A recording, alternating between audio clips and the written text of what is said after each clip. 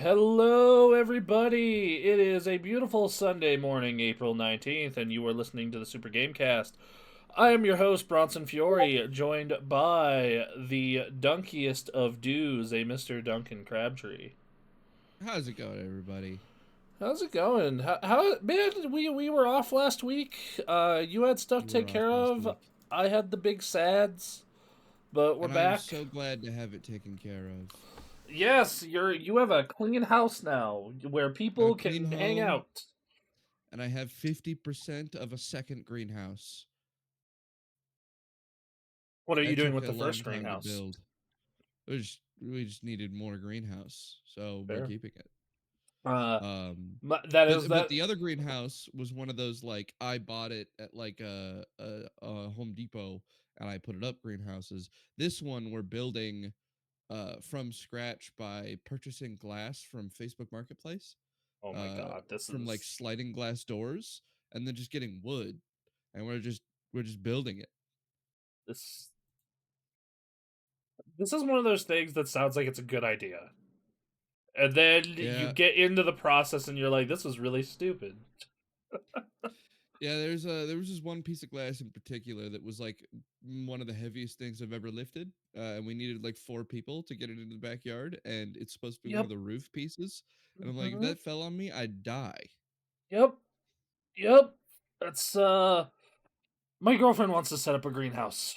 At some point. I know that it's really just a matter of one, clear cutting our fucking yard, and then two is actually going ahead and doing it. Um, I I am not someone who is a fan of the yard work or the yard Yeah. anything. It's just not. It's not. It's not who I am as a You know, person. I'm not either. Um, yeah, if you want to talk about like things my father loved growing stuff. He loved planting Mhm. stuff. He grew tomatoes. He grew marijuana. He grew potatoes. He grew all kinds of stuff. Flowers. Like our backyard looked beautiful, right? Yeah. And he tried to get me involved in that hobby. And Mhm. he tried and he tried and he tried, and I was like, yeah, but I want to go fuck with these machines instead. Yeah. Like that was like that was the thing, which I was able to enjoy the machines with him because he was a sheet metal worker and he would take me to his shop and we get to use these giant, metal bending and cutting tools. But yeah. I certainly feel you. I'm definitely not as into the gardening as my parents are, but I love helping them build the stuff, and they're happy to have it done. You know, it's a Fair. father-son project building stuff with my Mm, dad. It's good. yeah. They'll stop for me at age 16. Yeah. They did not stop for me at 16. In That's a fact, I good think they thing. only got more numerous as I became an adult. Yeah, mine wouldn't have had the opportunity to do that. Yeah. Uh, Uh, but hey, video games. Video games. Let's get into video game news. We do that here, I guess. That's Yeah. something we do. Video games are games that are on video. Yes. Well, as you know, I'm a person who loves the Neo Geo. Yeah, okay. And Yep. I now have the opportunity to buy a Neo Geo, like something that plays Neo Geo carts. Yeah. Uh, For standard. more than a Neo Geo. How much does a Neo Geo go for nowadays? No way it's that expensive. No, okay, hold on. I need to look this up. Hold on. We need to flip. I'm gonna go on eBay. Look up how much a Neo Geo costs. I found Um, 150 bucks. okay. I mean, that's assuming it's in like good shape. Like that's another. That's another. Yeah. Okay. So if you want one that's complete in box, you're looking at $400, $300, 530, $400. You only like the cart one, right? Like the home console. Yeah, I mean the one I'm looking at is Neo Geo X Gold Limited Edition System for 156.74 pre-owned. Wow, that's actually a killer deal. That's actually a really Yeah. good deal. Most of the ones I'm finding on eBay are like floating around 250 to 400. Uh, Whereas this anniversary console for the Neo Geo is going to be 249.99, but the cartridges are mhm. going to go on sale for 79.99 euros. That makes sense. That's actually a little cheaper than original Neo Geo cartridges were back in the Yeah. day. Um, Um, I did not get involved with the Neo Geo until I was an adult I have because what? never touched a Neo Geo. Oh, dude. Okay, so what this thing was like? Do you know about the Neo Geo? Not much, no. Okay, so what the Neo Geo Evidently was? comes with an arcade stick and some fighting games. Yeah, so what the Neo Geo was it was like SNK at the time wanted to bring the arcade experience home. Like that was the Hmm. whole point. An Because admirable goal. yes, because like if you were playing arcade games ported to the SNES or the Genesis, like they were good. They were good. Like they were not bad. It was good to play Street Fighter 2 on a Super Nintendo. Yeah. But they were not up to the level that they were on in the arcade. So SNK was like, well, we got the hardware to do this. Like we could absolutely put out a console using our arcade hardware, and they did. It was just insanely expensive. It was just like Oh. it was $650 in the '90s, which apparently is more than $1,200 today. And the games were like $200 pop. But in return, it's like I get to play King of Fighters at home, and I'm gonna get way better at this game than everybody else in the arcade. Yes, and it is like I am playing the real deal King of Fighters. Like it is the Yeah. this is real shit. So the Neo Geo is kind of the the closest thing the '90s had to here. We put out what is effectively a pro console. Like Yeah. this thing is that's how you know game console prices have gotten fucking crazy. Is the Neo Geo adjusted for inflation? Is what the next Xbox is going to launch at. Right. That's how you know it's bad. Yeah. But it was a cool system. It had a lot of crazy fucking awesome games on it. It's just that like no one you knew had one because one, it was like a niche product, and then two, it was just wildly expensive. I can't think of any parent in the '90s who would pay $650 for a game console like that. Clearly a rich kid console, that's for sure. Like not even a rich kid, like a giga rich kid. Like his parents don't even Yeah. think about money. Like I knew rich kids. They had like Sega Saturns. You Yeah. know, the the person who I don't even know the person who would own a Neo Geo. Their dad Well, is a clearly you're the bang for your buck on a Neo Geo is evidently lower, right? Like there's just not going to be as many games well, that you yeah, can like put out or purchase at that. trying to think of like because of course you have like all the fighting games, right? Like your like your Samurai Showdowns and your Blazing, Hmm. like that kind of shit. And then like I guess you would get ports of some things, but it was mostly like like at the like it was mostly just like SNK games, which there's a lot of good shit. Like getting Fatal Fury and Mark of the Wolves and like Art of Fighting and Hmm. Metal Slug looking the way they're supposed to. That's That some is cool pretty great. shit. That's pretty great. But yeah, so I don't know. This is cool. I've always had like this weird love of the Neo Geo, similar to the Sega Saturn, where it's just like, this device is weird and dumb, but I love it. Yeah. Um, uh, So here's the most interesting thing about this for me though, mhm, right? Is that to me, mhm. my thought here is, oh man, this is a really fucking good idea. Why? To just releasing classic consoles again, but everything is at like current expenses. It, it, it's it's not going to be expensive to produce this thing. right? Oh, what is that? Well, yeah, and then like yeah, they've added some quality of life stuff. Like they've added an upscaler, Mm.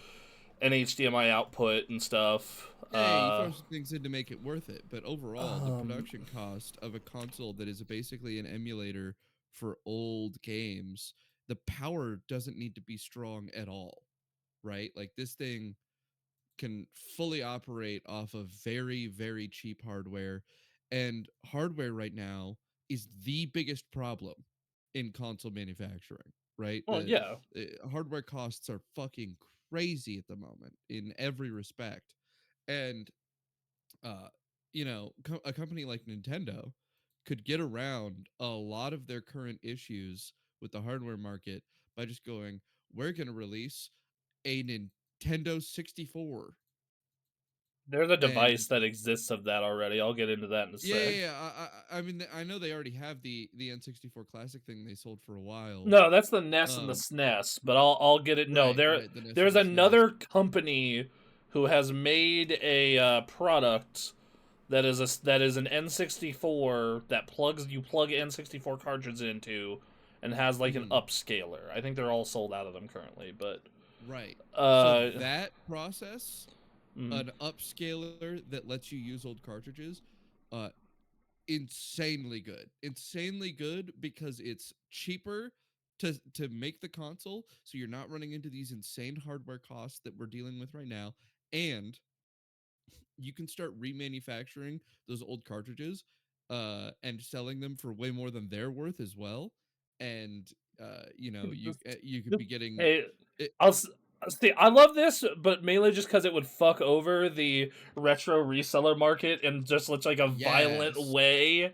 That I'd be like, yeah, yeah, fuck them, fuck those dirt bags, let's go. there's clearly such a huge demand for it at the moment because of the current price of the So, original copies of these things. And so if you told me, hey, here's a new Game Boy, and it also does other stuff, right? uh here's a an N64 or a GameCube or whatever, just like all of these older consoles, you could just sell them again and just be like, so, and we're running it back. We're running it back, and here's modern releases of this and this, and all you right, can get your so, physical copies and you can do all this, and it's going to cost them dirt to make it. And so it'll get I them have money during this period where it's hard to manufacture I have consoles. great news for you about the Game Boy. Yeah, There's a device, you might know it. It's called the Analog Pocket. It's I coming am out. familiar. The new one is coming out this June. It will play Game Boy, Game Boy Color, and Game Boy Advance cartridges, and you Hmm. can get adapters for Game Gear, Neo Geo Pocket, Atari Lynx, and more. Yep. Uh, yeah. So and that's Yeah, two hundred I've forty. certainly thought of buying one of those at one point. The last time I was looking into it, they had sold every single one uh Well, that you they had made you can get a basically pre-order. instantly. You can get a pre-order in right now. Ships in June. It's true. Is this not a perfect example though of Yeah, how totally is. there It's is another company that fully exists off of making modern adaptations of oh, retro consoles, and they sell out instantly? they got yeah, the N64s you can still buy. So like let's Hmm. say you wanted to buy this extreme green N64, it's $300. Yeah. Yeah, so it's like, so $300. The thing is the reason I don't think Nintendo wants to do this is like one, if they're putting out $300, it's like that's not that much cheaper than a Switch 2. It's still expensive. Don't get me wrong. Right. Two, you have to go through the logistics of getting manufacturing and all that shit set up for a second device, which in this current world is would be a nightmare. Yeah, that Uh, is the hard part. and then third is, yo, dog, they want to sell you a $50 a year subscription to NSO so you can play these I games. do want to do that. Like You know, that's the honestly, goal here. it won't happen now, but it's the sort of thing where if Nintendo had, by sheer luck, been planning to do a release like that, Mm-hmm. like 3 years ago, they started, right? And Hmm. then the plans are coming into fruition now, it would have been fucking killer. But the fact of the matter is that if Nintendo started now trying to make a retro console release that plays old cartridges like how Neo Geo is doing, Hmm. they would they would miss the window. You know, Yeah. it's preparing for today's strife with actions you're gonna take in like 3 years, and then they're gonna be like, oh hey, we have this super cheap to manufacture retro console we're gonna release, and the demand for it will probably have way So, dropped. so I do what I okay. So I will say one thing I think they should do though. I don't think they should do this for the GameCube because it should probably still be too expensive. But I do think they should re-release the mini consoles. I feel like that's Yeah, like an easy moneymaker. yeah. Because like what was the I have a SNES Mini. I never bought the NES Mini. I'm a lot more attached to the I mean, SNES than those I am the both NES. sold like crazy well. They did, but like I would love to see them re-put out the NES and SNES Mini, and then put out an N64 Mini. Um, I so agree. the cheapest version of the analog 3D, which is that N64 like, is so it's an N64. It plugs in N64 cartridges. $270 for the cheapest one. That's the one that's black. Hmm. You can play N64 games at 4K. It is compatible with every original N64 game. It's region free, Bluetooth and dual band Wi-Fi enabled, so you can plug in other accessories. And it entirely is FPGA, no emulation. Runs directly off the shit. So yeah, that's cool, man.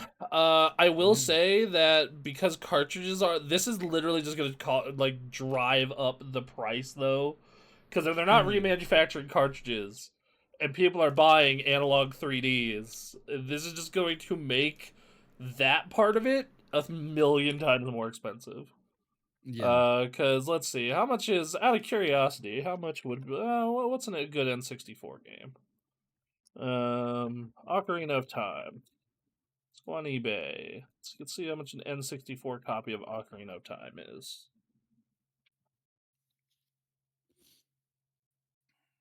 Probably Three, expensive.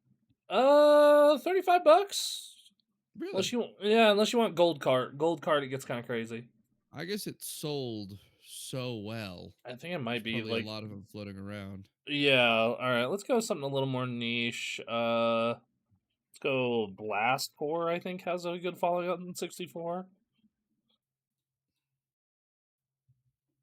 Yeah, also like $25 if you don't give a shit about having the box or the manual. Hmm. Out of curiosity, what are the best-selling N64 games?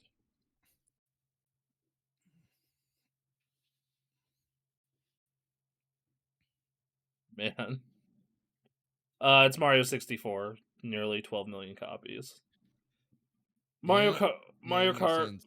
GoldenEye, Ocarina, Smash Bros, Pokemon Stadium, Donkey Kong, Diddy Kong, Star Fox, Banjo Kazooie.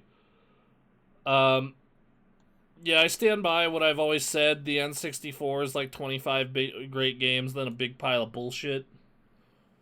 Yeah. So, um, Well, yeah, yeah, it's an interesting potential direction for Nintendo, I think in particular, but they're not gonna do it. They're not gonna do it. They're gonna nah, release all their games trying to sell. And which, really the big hope for me here is this is all just my Pokemon desires, is what it mhm. really is. I just want to be able to get at a reasonable price all of the things required to move a Pokemon up from Generation 3 into the current generation, I which mean, is not doable right now. we got one step closer.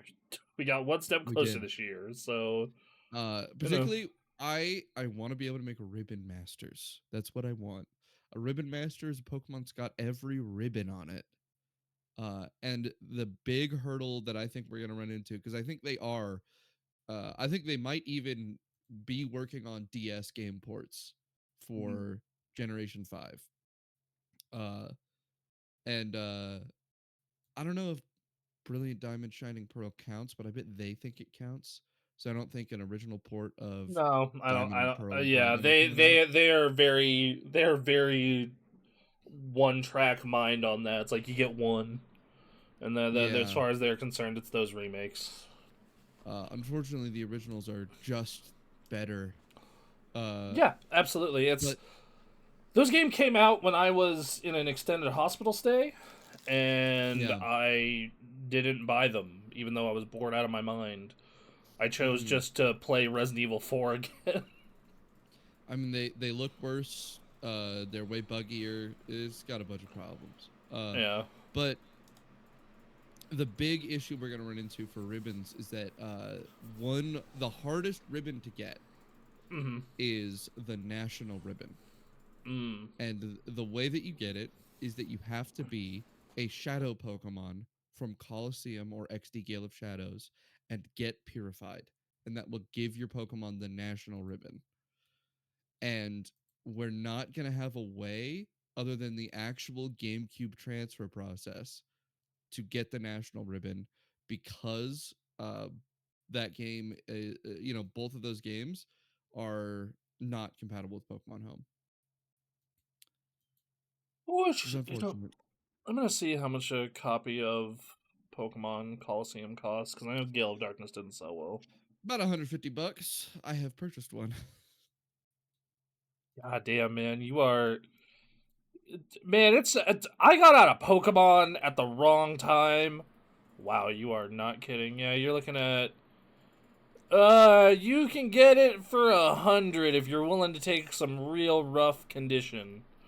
Yeah. But generally, And as a and whole, 150. for the GameCube, you don't want to be taking real rough condition like that No. because Um, there's a good shot it just doesn't work. I yeah, I'm good. I'm good. Yeah. I Uh yeah. I was hoping that they wouldn't do this, that they would update it with NSO and that it'd be Pokemon Home compatible. And they announced that it isn't because they don't like the rewind features and such. Yep. And it's like, oh fuck, there's no way. There's no way to get a Ribbon Master. I I mean, have there to is. own everything. Yeah, it's So go and buy yourself a GameCube. Will that process work on a Wii? Yes. Yes, it does Okay, work on so a Wii. great news. I own a Wii. So Yeah. if you want to go start that I have process. 3 Wiis. I have three Oh, Wiis okay. and a GameCube. Okay, yeah, you're Uh, fine then. yeah, I'm Fine. fine on that now. In fact, I've transferred a shiny Heracross out Oh, of okay. Pokemon Coliseum that I specifically got to make a Ribbon Master. Why Uh, didn't you? well, because it's a very long process. Because I also need to beat both Generation 3 games, which I have done. But then I need to bring him into both of those Generation 3 games and then do a bunch of things in that. Then bring it up to Generation 4, do a bunch of things in Generation 4, up to Generation 5. There's a couple optional things to do there that I'll probably do. Like like Pokestar Studio and stuff. And the little gold crown. And then I have to bring it into Generation 6. There's a bunch of stuff to do there. 7 has a bunch of stuff to do. Then Sword and Shield, it doesn't actually have a crazy amount to do, but I have to hope that I get the size mark because that is one of the things that you can only get once you're in like Generation 8 and up. This is Man, you make me happy every day that I did not get the Pokemon Autism. Every Then I gotta single go into Gen day. 9 and then I gotta put him in Pokemon Home. Every day you make me glad that I'm like, man, I'm glad I just liked Pokemon and didn't love Pokemon. Yeah. Uh Importantly, beating the Elite Four with that Pokemon on your team is one of the ribbons for every single region. huh. So you have to beat all of those games. And they really did make something that just really just fucks with people's brains, and I appreciate Yeah, it. and for Generation 4, you actually have to beat Heart Gold and Soul Silver too, Oh, nice. because there's no other way to get them into that region to beat Oh that my Elite Four. god, Jesus Christ. Okay, I'm gonna move us to the next story. Uh, Moves to the next story. Xbox. Xbox's new boss tells staff Game Pass has become too expensive for players. In an internal memo sent to gaming employees, first published by The Verge, Sharma said that the service needs a better value equation. 6 months after the price hike to Game Pass tier by 50%, Game Pass is essential to gaming of value on Xbox. It's also clear that the current model isn't the final one. Short-term, Game Pass has become too expensive for players, so we need a better value equation. Long-term, we will evolve Game Pass into a more flexible system, which will take time to test and learn around. And then they go over the prices of Game Pass, and apparently last year's price increase arrived after Xbox quote gave up more than 300 million in Call of Duty sales. Um, it's been claimed that Microsoft is considering removing Call of Duty from the service in the future. Sharma reportedly acknowledged in her internal memo saying that we should go deeper with the employees next week. Yeah. Um, Uh, I mean, this is pretty clear to anyone who's been watching Game Pass. People were really upset about the price increases. The price increases in general have pretty negatively affected the public reception of Game Pass, which previously was looked at as like an incredible budget gaming option. Everyone I well, know that used Game Pass was like, "Wow, uh, I can play so many games for so cheap." But now they've been removing a lot of the good options, and they have been just making it less good, well, basically, I as time remember goes on. Aaron and I were such advocates for Game Pass, especially early in this generation, late in last generation. Like I remember Yeah, Aaron and I like really good because Aaron and I have always had a service like this. Like because before Game Pass got real big, we were GameFly people. yeah, Like we have always, and then before that, I was like the blockbuster Hollywood video game rental pass guy. So, hmm, like, I've always been a big believer in like these rental services are like subscriptions are an amazing way to play a ton of games without spending a lot yeah, of money. yeah. The value And proposition is great for a certain population of people. yes, and then GameFly in particular was awesome, and Game Pass followed part of this model as well. Is like if you really love it, you can buy it at a discount, Yeah, and uh, and I think that Game Pass over this past 6 months, but definitely over the past year or so has gone from like $15 up to 30. It's basically doubled since like 2023. Because I remember yeah, writing the Xbox video that I did last year, and that was before the the hike to 30, but they had already done a price hike prior to that. yeah. So it's this like at a point when you're paying $30 and most people can only play about 1 to 2 games at a time. Like every now and then three if you have a really open schedule. And at that point, it's like, dude, at $30 a month, like I might as well just buy the games, because that two and a quarter months, you can just buy the fucking game. And I Yeah. will, and then you look at their selection over the past handful of months, and it hasn't been great because it's mostly been older stuff. Like, you look at the coming soon and like, all right, Kiln is cool, but that's just $18 game. Forza Horizon You 6, know, okay. I tend not to play a game for like just 1 month. I tend to. Well, maybe around a month is actually an accurate way to put it for me. But I tend to play like one game a shitload for one period, right? I Mm-hmm. just get like way into that one game, and that's all I'm doing for a while. And with that style of gameplay, that means I'm not actually playing very many games on Game Pass. Mm-hmm. That and that paired with the fact that I play a lot of both older games and indie games, uh, Indie games come to Game means Pass, that and indie games have been carrying Game Pass, I feel, but indie games continue. have been carrying Game Pass. I guess I happen to be mostly playing indie games that don't end up on Game Pass. Mm. Uh, but I've found that I rarely use my Game Pass subscription, and I should not have it. The math equation just doesn't work out for me because yeah, $30 I could just buy the game. Yeah, because Uh, so this week, some more Game Pass releases came out, and one of them was Replaced. And I'm really mm-hmm, interested in Replaced. That game looks cool, like a cyberpunk Metroidvania. That is like mm-hmm. genuinely an interesting game. It's $20 game, dude. I just buy the game for You less just than the buy it. price of the sub. Yeah. Same thing with like it wasn't a particularly good game, so I but like if I was interested in Super Meat Boy 3D, I just buy it for Right. $25. Yeah. And Absolem, same shit. you would need a second game that you're gonna play and finish this month on Game Pass for that to be worth it for you. And for some people, that is still true, right? Yeah. I was mentioning, I have a friend who is an iPad only gamer, and his Game Pass subscription is working amazing for him because it gives his iPad a massive game library that he wouldn't have access to otherwise.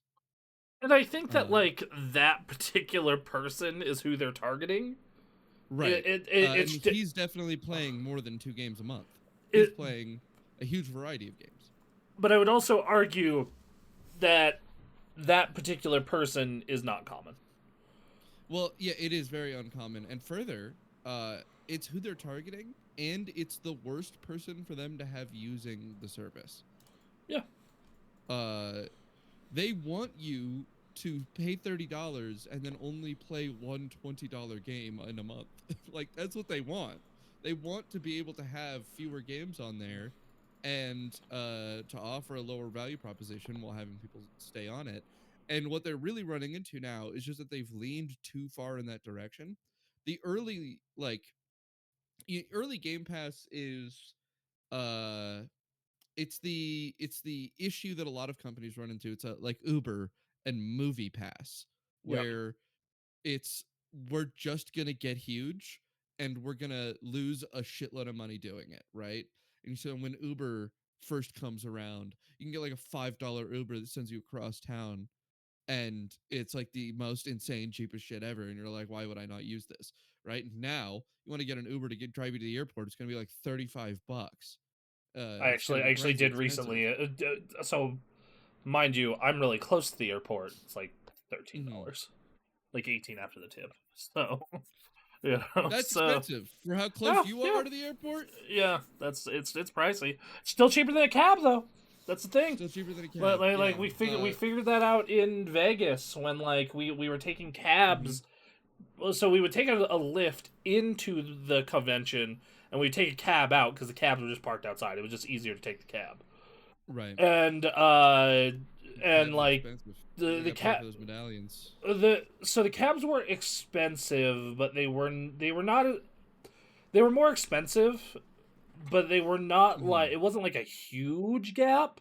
But like hey, Yeah. if you're taking a cab a day, those $2-3 add up, bro.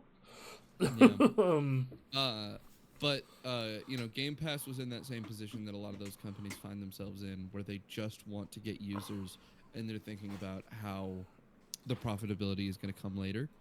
And hmm. now they're thinking about how the profitability is going to come, and it puts them in a bad spot. Well, not only that, but they didn't. They unlike Lyft and Uber and DoorDash and whatnot, they didn't get as many users as they needed.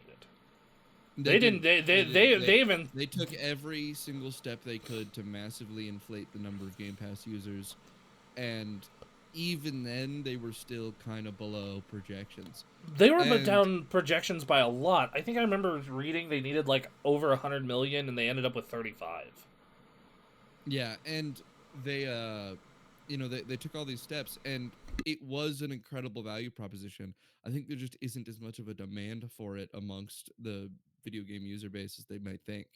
I think people at large who play video games actually play fewer video games than they think people do, you know? Well, I think that if you want an idea of like how much of an outlier like guys like us are and guys like Aaron Mhm. are and Anthony, go look at your like Steam Wrapped, right, for a year and then Yeah. compare it to like other people who are like not super as engaged with the hobby. Yeah.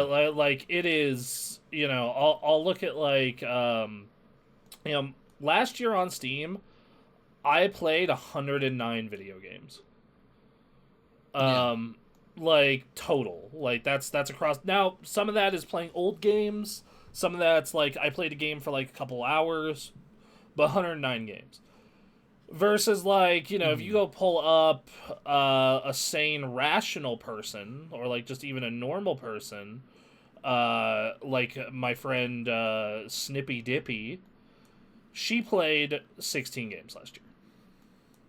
And that's even still a bit more than most people. Yeah, absolutely. Like, and then like you look at Aaron, kind of fell off the hobby a little bit last year, and he played 51 games. Yeah. Like that's fucking crazy, dude. That's like Mhm. that is so much more than your like average user, but like to a kind of insane degree. Like a perfect example is like, so we have a big follower of our content named Blasian. He's a friend of Mhm. mine. You've seen him in the chat, I'm sure, when he's been around. Yeah, yeah. On Steam, he played 2 games last year. Damn. He played 2 games. Now he has kids and he mostly plays on Switch, but like I've looked at his Switch profile, he's probably played like 7 games for the whole year. Yeah. So it's yeah, like it's unsurprising. And then I think there's some statistic like the average person plays like 3 games in a year. Like the Yeah. It's I- people in general don't play a crazy variety of games, which means the demand for Game Pass is actually just not very good. Game rental services are are reasonable in that they know that they're offering, I mean, because a lot of them were based on physical stock, right? Which meant that yeah they weren't having this like thing where they would have to pay crazy licensing fees to have these games on there, right? Like yeah Game Pass is paying millions for a lot of these games. And for that to be worth it, a lot of people need to be signing up to Game Pass just for your game. And that's definitely not what's happening for the vast majority of those games. Um, and yeah, I think Game Pass is having a rough time because they're in their price corrective period, where Game Pass was an incredible deal. They were paying crazy amounts for any game that was willing to go on there, and then now they're going, okay, now we need to shift this to be more profitable, well, and they're shifting way in the direction that's making it so people don't want to use it, and they have to find the sweet spot. And what that sweet spot's inevitably going to be, it's going to be having way fucking fewer games available on Game Pass see see and a cheaper price. I think what it's actually going to end up being is it's going to have tiers, even more tiers, and you're gonna pay. It's gonna be Mm. like cable packages. So like for example, like, oh well, if you want just the Microsoft Game Studios tier, that's gonna be like $10. Yeah, and But cable packages famously popular and loved by consumers. oh yeah, no, it's gonna be stupid. Like I'm telling you, it's gonna be bad. But it's like Yeah. okay, if you want the tier with everything, the indies, the third parties, the Call of Duty, etc., that's gonna be like $80. It's gonna be like $80 a month. But if you want like said yeah, like I think that's it because Hmm.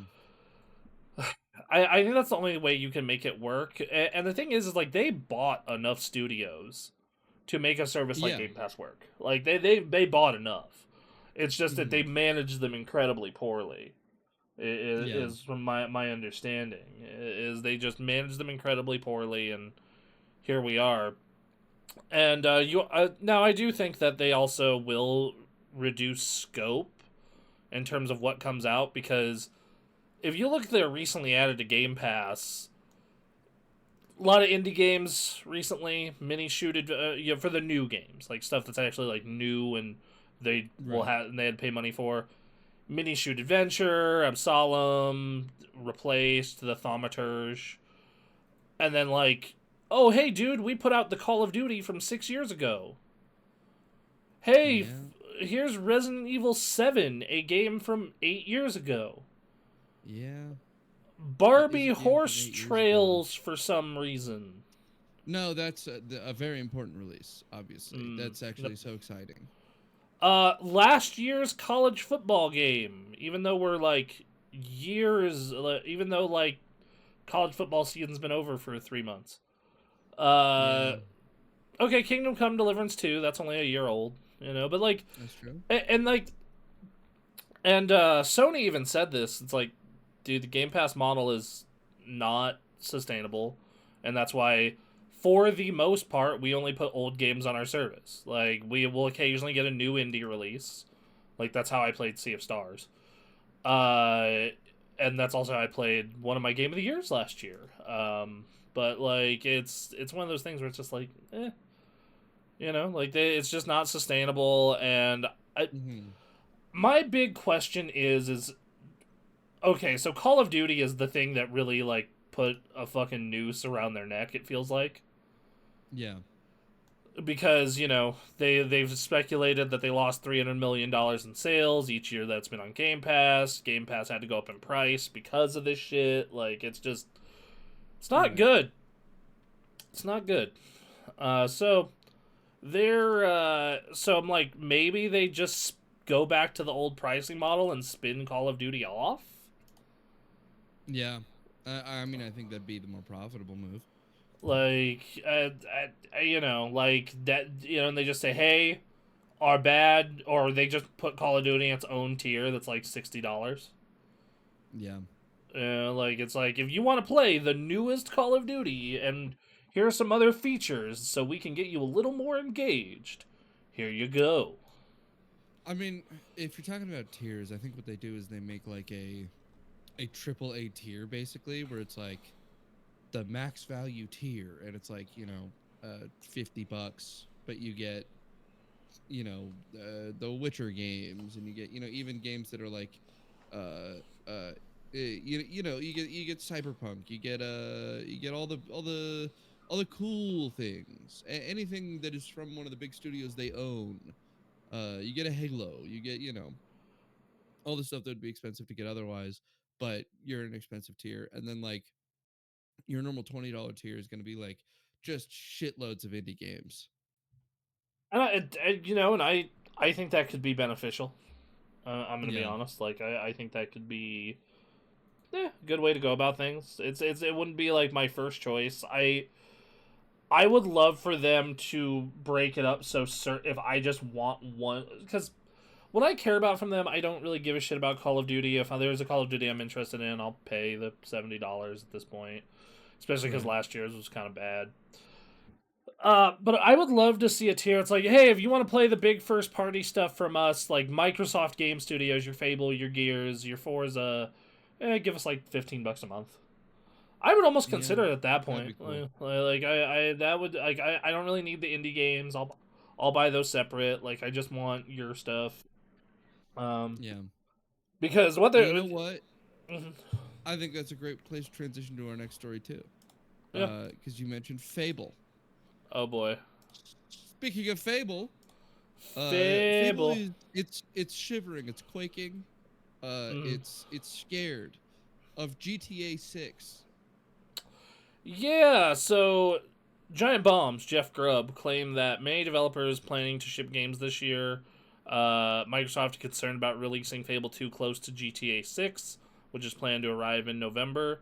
The title was fully revealed 2 months ago and given a broad autumn release window, which potentially kept deliberately broad in order to respond to any GTA slip. I'll say that I've heard Fable has been pushed internally, but that doesn't mean it's coming out next year. Apparently, they're still trying to get out this year, but they're worried about the launch of GTA 6. So if it's getting delayed beyond the release of GTA 6, that could push it into December, which would make it a prime candidate for a delay. Here's the thing. Um, Here's the thing about GTA 6 is that what it means for game developers is it uh means the graph of your sales, right? huh, They start high and they kind of slowly come down over the mm-hmm, course of your release, right? mm-hmm. GTA 6, it starts high, and then GTA 6 comes out, boom. You're cut off. You're cut do, off the do, second GTA 6 comes out. do you think that Wolverine intentionally put themselves in September to just like give themselves Oh, enough absolutely. room? Okay, A- yeah. any game with a big budget right now Mm-hmm. is going, we can't be anywhere near this game. It, do you think the impact is actually that broad? Like, do you think that like it affects I the do think industry? so, yeah. Okay. I think that I mean, I think there's other historical examples of games that have had huge problems from being near other releases, like the Horizon series, for example, Yeah. is But like infamously plagued. Horizon still sells like millions of copies though. Like millions Not of as many millions. millions as if it didn't release next to Elden Ring Or Zelda, yeah. or Zelda. Yeah, like Horizon Zero Dawn sold over 20 million copies. So it's up to and then like God, okay. Yeah. I think that you're I mean, not just by like by the intuition of the matter too. I think we've seen enough examples of video game companies talking about moving their releases around Zelda games and around games like Elden Ring Mm, that they know are going to be very successful. Like that's something we've been hearing stories about for a long time. yeah. Uh, I think that it's well known within the industry that you should absolutely be cautious and not release near another one of those games because consumers only have so much spending they're willing to do, and if you know that there's something that they're going to be spending on, that means that there's just going to be less consumers with a remaining budget that they're willing to put towards your Mm, game. that's fair. um Yeah. And Fable is Further, like, your media coverage gets oh yeah, obliterated. you're fucked. You are just like, yeah, because like I think about like if you're at IGN or Giant Bomb, like you are giving GTA all of its flowers all at once, right? Like Yeah, that yeah, can, it's the only thing you're paying attention to because it's the only thing people are reading about right now. um And so all the media coverage is immediately going to just crowd around GTA, and then every game that is relying on a degree of extra marketing from its coverage, mm, which any large release is going to be that, yeah. they don't get any of that. You just have to spend more on your marketing budget if you release near GTA. Fair, man. And I don't think they want to move up the date. So yeah, I can see it getting pushed to next year. I can Yeah. see it that'd be a bummer. Apparently, Gears E Day is also this year, and that's going to be their big So they've already announced like after their press conference in June this year, which everybody look forward to our live stream of that. I'm pretty sure we'll all be really sad. Mhm, It's mhm. gonna be a good time. Me, Emily, Aaron, and Duncan here enjoying the failures of Xbox. Of course, of course. But anyway, back to what I was saying though is the it's like yeah, but like okay, so does that mean Gears is coming in September, October? Because like I cannot. It's I just like think that the big issue for any release is marketing, which means uh, that, and it happens a lot where companies go, "Yeah, we've given up on like successfully marketing this game," right? Like um. we absolutely see that happen, and anything that's in that position, they'll be fine. They So can release around GTA 6, but you know anything they have hopes for. this is the last question I have for this regarding another game that might be coming out in Q4. Around this is Nintendo is supposedly making that Ocarina of Time remake. Do you think Nintendo is No, it's different enough that it doesn't matter. okay? Nintendo is known for having Nintendo guys, Yeah, right? yeah, It's on literally a different console ecosystem, right? yeah, People yeah. aren't there's you're not going to be able to get GTA 6 on a Switch, and a lot of people that have Switches Mhm. um just play games on their Switch. Yeah. Uh, and so I think they're not actually competing with GTA 6 nearly as much as anyone else on any other platform. Okay. That fair enough. I know that that makes a lot more sense. I know that what's really funny about GTA 6 in my mind currently is that it is basically by default a Sony exclusive. Yeah. like like I don't know anybody who's like looking at that Xbox version and going like, yeah, that's what I'm gonna play on. Are they But are they delaying their PC release again? oh yeah, they're not doing PC day and date. They Yeah. they they Yeah, even I'll probably be playing on Xbox then. Aw, buddy. Yeah. Sorry. Yeah, I'm gonna definitely be playing it on PS5 because we have the PS5 Pro. Mhm. But like, man, I, I'm so curious to see how that game affects console sales for the month that it comes Yeah. out. Like how many people are gonna go buy PS5s? It'll definitely be positively affecting. A lot of children play GTA 5, man. Oh yeah, yes, a lot of adults play GTA 5, but it's Yeah, but like, I feel like there's gonna be a huge push of kids asking their parents for the upgraded console because like it's the new GTA. You have to. well, I mean, so this will probably be so if you want a digital edition PS5, it's $600. If you want the one with Yeah. the disc drive, it's 650. Though they have a bundle right now, it's still $400. It's still $400. It's Ooh. so if people want to go rush out and get this, the time might be now. It's on. If you go on For a PlayStation pro or just for a normal PS5? for a normal PS5. Ah, Yeah, the Pro is $900, I believe. Jesus fucking Christ. Yeah, it's $900 for the Pro. If you want a disc drive for the Pro, it takes up to $985. So, but yeah, if you want a regular PS5, it's $400. It's the digital edition, and it comes with a bunch of Fortnite currency. I don't know why they didn't increase the price on this. I think maybe they're just blowing out stock of it.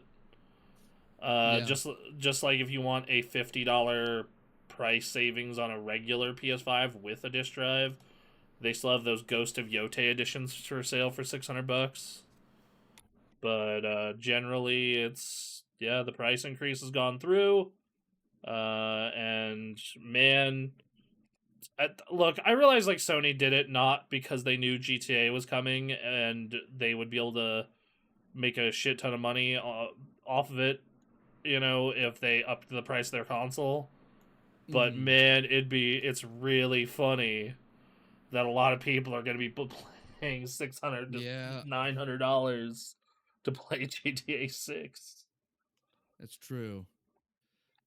You know who's not gonna need to be worried about GTA 6 though? Who? State of Decay 3. That transition was terrible. But Yep. okay. Let's see. So, State of Decay 3 was announced in 2020 with a CG trailer. And the quote, the game was in a Word document.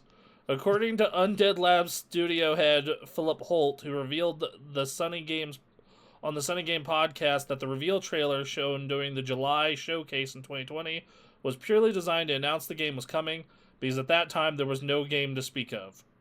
When asked if the deer that featured in the trailer would be appearing in State of Decay 3, Holt said they wouldn't be in the game because the trailer was experimental ideas for a game that hadn't actually been in development yet. No zombie deer. Uh, the trailer was done by Blur. It was all pre-rendered. It represented, I think, a concept. Our thoughts at the time would be it might be cool to explore in State of Decay 3. And as we've had the chance to build the team and get going on the game, some of those elements are going to persist in the game that we're going to deliver. And some of those things were like, yeah, we're not doing zombie animals. And then they asked a You bunch know, of stuff about, I was thinking, yeah, why do this? Right? Like why the fuck do people keep releasing trailers for games that don't exist? But the answer this, is obvious. It's your stock price. It's it, we have this showcase to do. When the showcase goes good, our stock price goes up. hmm. We're going to announce shit people will be excited for whether we have it or not because we need the boost. Well, I also think that it's like we need the boost and also the fact that just it gets fans excited one way or the other.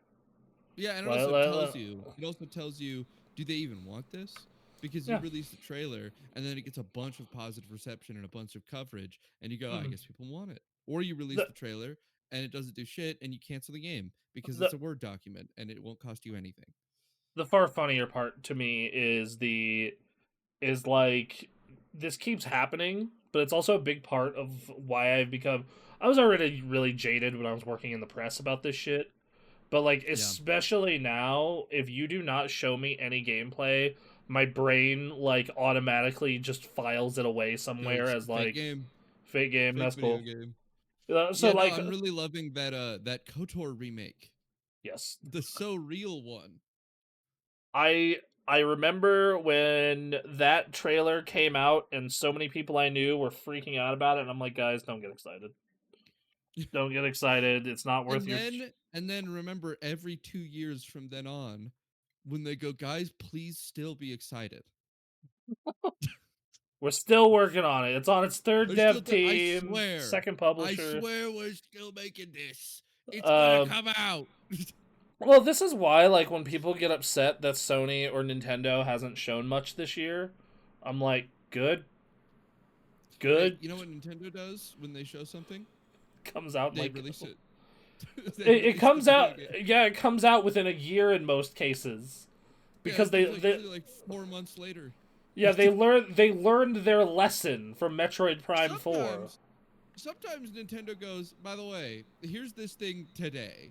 Yeah, thanks. You know, like enjoy it. Meanwhile, Hey, you guys want to play Fire and Leaf Green next week? yep, enjoy. And I think that's more beneficial. I know that I also think having a 4 to 6 month hype cycle is just healthier. It's Yeah. just like it's easier to keep it in people's mind. Easy to keep people excited about it because like oh what was a Sony game that got announced? Like Wolverine got announced in like 2021. Yeah. Hold on, hold on. Yeah, I mean, Yeah, September of 2021. That means that fucking game from first concept trailer to release was 5 years. 5 years. Holy shit. I'm starting to really agree with Pat on this where just if someone can finish high school Yeah, so I can finish high school before your like game comes out. before It's your been too game long. is out, it has been too long. And look, man, I understand that they made a Spider-Man game in the middle there. I get it, okay, but like then just don't show the Wolverine trailer. Just Listen, if I don't go do into an it. environment, if I go into an environment that checks my fucking ID, Mm. and then someone says, "Oh, I was really excited about that game in high school." Right. Like That shouldn't be the case. I shouldn't yeah. be having that interaction. Yeah, okay, so I'm gonna yeah, because like that absolutely could have happened with Wolverine, right? Like, let's say you were a freshman in high school when they first showed that Wolverine trailer, and you were geeked about it, Yeah. and you go to PAX this year, right? And they have it playable, okay? Then you could literally have said that statement. It's like, oh, I was really excited when they announced that. When I was a Well, no, it's 5 years, right? And you know, if you get in your ID checked, it's oh yeah, probably it's usually not for being 18, even though that's often you know, there are 18 only spaces, yeah. but it's 21, right? Oh Right. yeah. So Even 21, then though, that's you 3 years. still. It's You like could oh, be a junior in high school. no, you could be a sophomore. You could be a Yeah. sophomore in high school, and then hear about the Wolverine game. Like, oh, it's my second year in high school, and I'm so happy about this Wolverine game. I'm so excited. I love Wolverine. And then you're playing it your fucking sophomore year of college. And then you're playing it drinking a beer. Oh, it's fucking yeah, you know. And remember, we didn't even get a gameplay trailer until last September. So like we waited 4 years for a gameplay trailer, and then we're getting Yeah. the actual game at year 5. like Yep. like that's fucking crazy. When did we get the first Saros trailer? That was a while. Yeah, like I just don't think that these long lead ups. And here's the thing. I realize there is a like line between keeping your fan base excited and also Mhm. like getting stuff out in a timely fashion. Because like, yeah, I'm happy to know about Wolverine, but I would have been fine not finding out about Wolverine until like the Spider-Man 2 was out. So that way it Yeah. only would have been a 2.5 year lead up. Jesus Christ, man. Yeah, I think we shouldn't have known about that game until like last year. It's crazy. And there's so many developers, publishers do this. I mean, fuck, dude. How long have we known about Gears E-Day? Like 3 years now? Yeah, no, I think you can do a year. I prefer the 4 to 6 months, but you can do a year. Yeah, you can do a year. I'm You fine can with a be year. reasonable to do a Yeah. year. Okay. Hold on. Gears E-Day. I was super geeked for that trailer and like when they announced it because I like Gears. Gears is good. Yeah, they announced that 2 years ago, so it'll be like 2.5 years from announcement to release. I just think it's actually pretty good for your stock price though to do what they do, right? Like, because you announce Gears E Day, and your showcase goes better because you have more to show that people are Hmm. excited about. People get hype about it.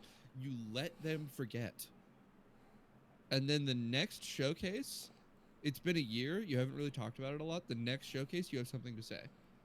You have something to say. And there's more content in your showcase. You go to your investors and you go, look, we had boom, boom, boom, boom, boom, E Day, Wolverine. You've got all these things, and then they're like, oh yeah, it's a pretty good lineup. It's good, and then let him forget about it again, and you just get to exploit this game to fill out your roster for like 4 years, and then it comes out. I wish we could just judge Xboxes and PlayStation stock on themselves and not their broader company, because Yeah. I would love to see what it would be, because I have a feeling that it would not be great in Xbox and it would be okay from Sony. Yeah. That would be my guess at least, but I can't guarantee that, of course. Here's the Uh, question: do you think Xbox, the entire brand, is worth more or less than AirPods? are we including like the studios that Xbox owns, like Blizzard? Yes. Then yes. All right. How much is AirPods worth? It's like almost $200 million, oh, $200 billion, I would bet. I know it's more than Nike. I mean, 300 billion. here's mine that I wear at work every day. So, Xbox alone. actually, fun little thing, because apparently a lot of people don't know about this. If you buy your AirPods online through the Apple Store, you can get engravings on the case. I'm not going to Okay. dox myself, but there you go. Apparently, as of 2021, Uh huh. according to a Reddit post, Okay, good Xbox source. was worth 600 billion. Yeah, Now, okay.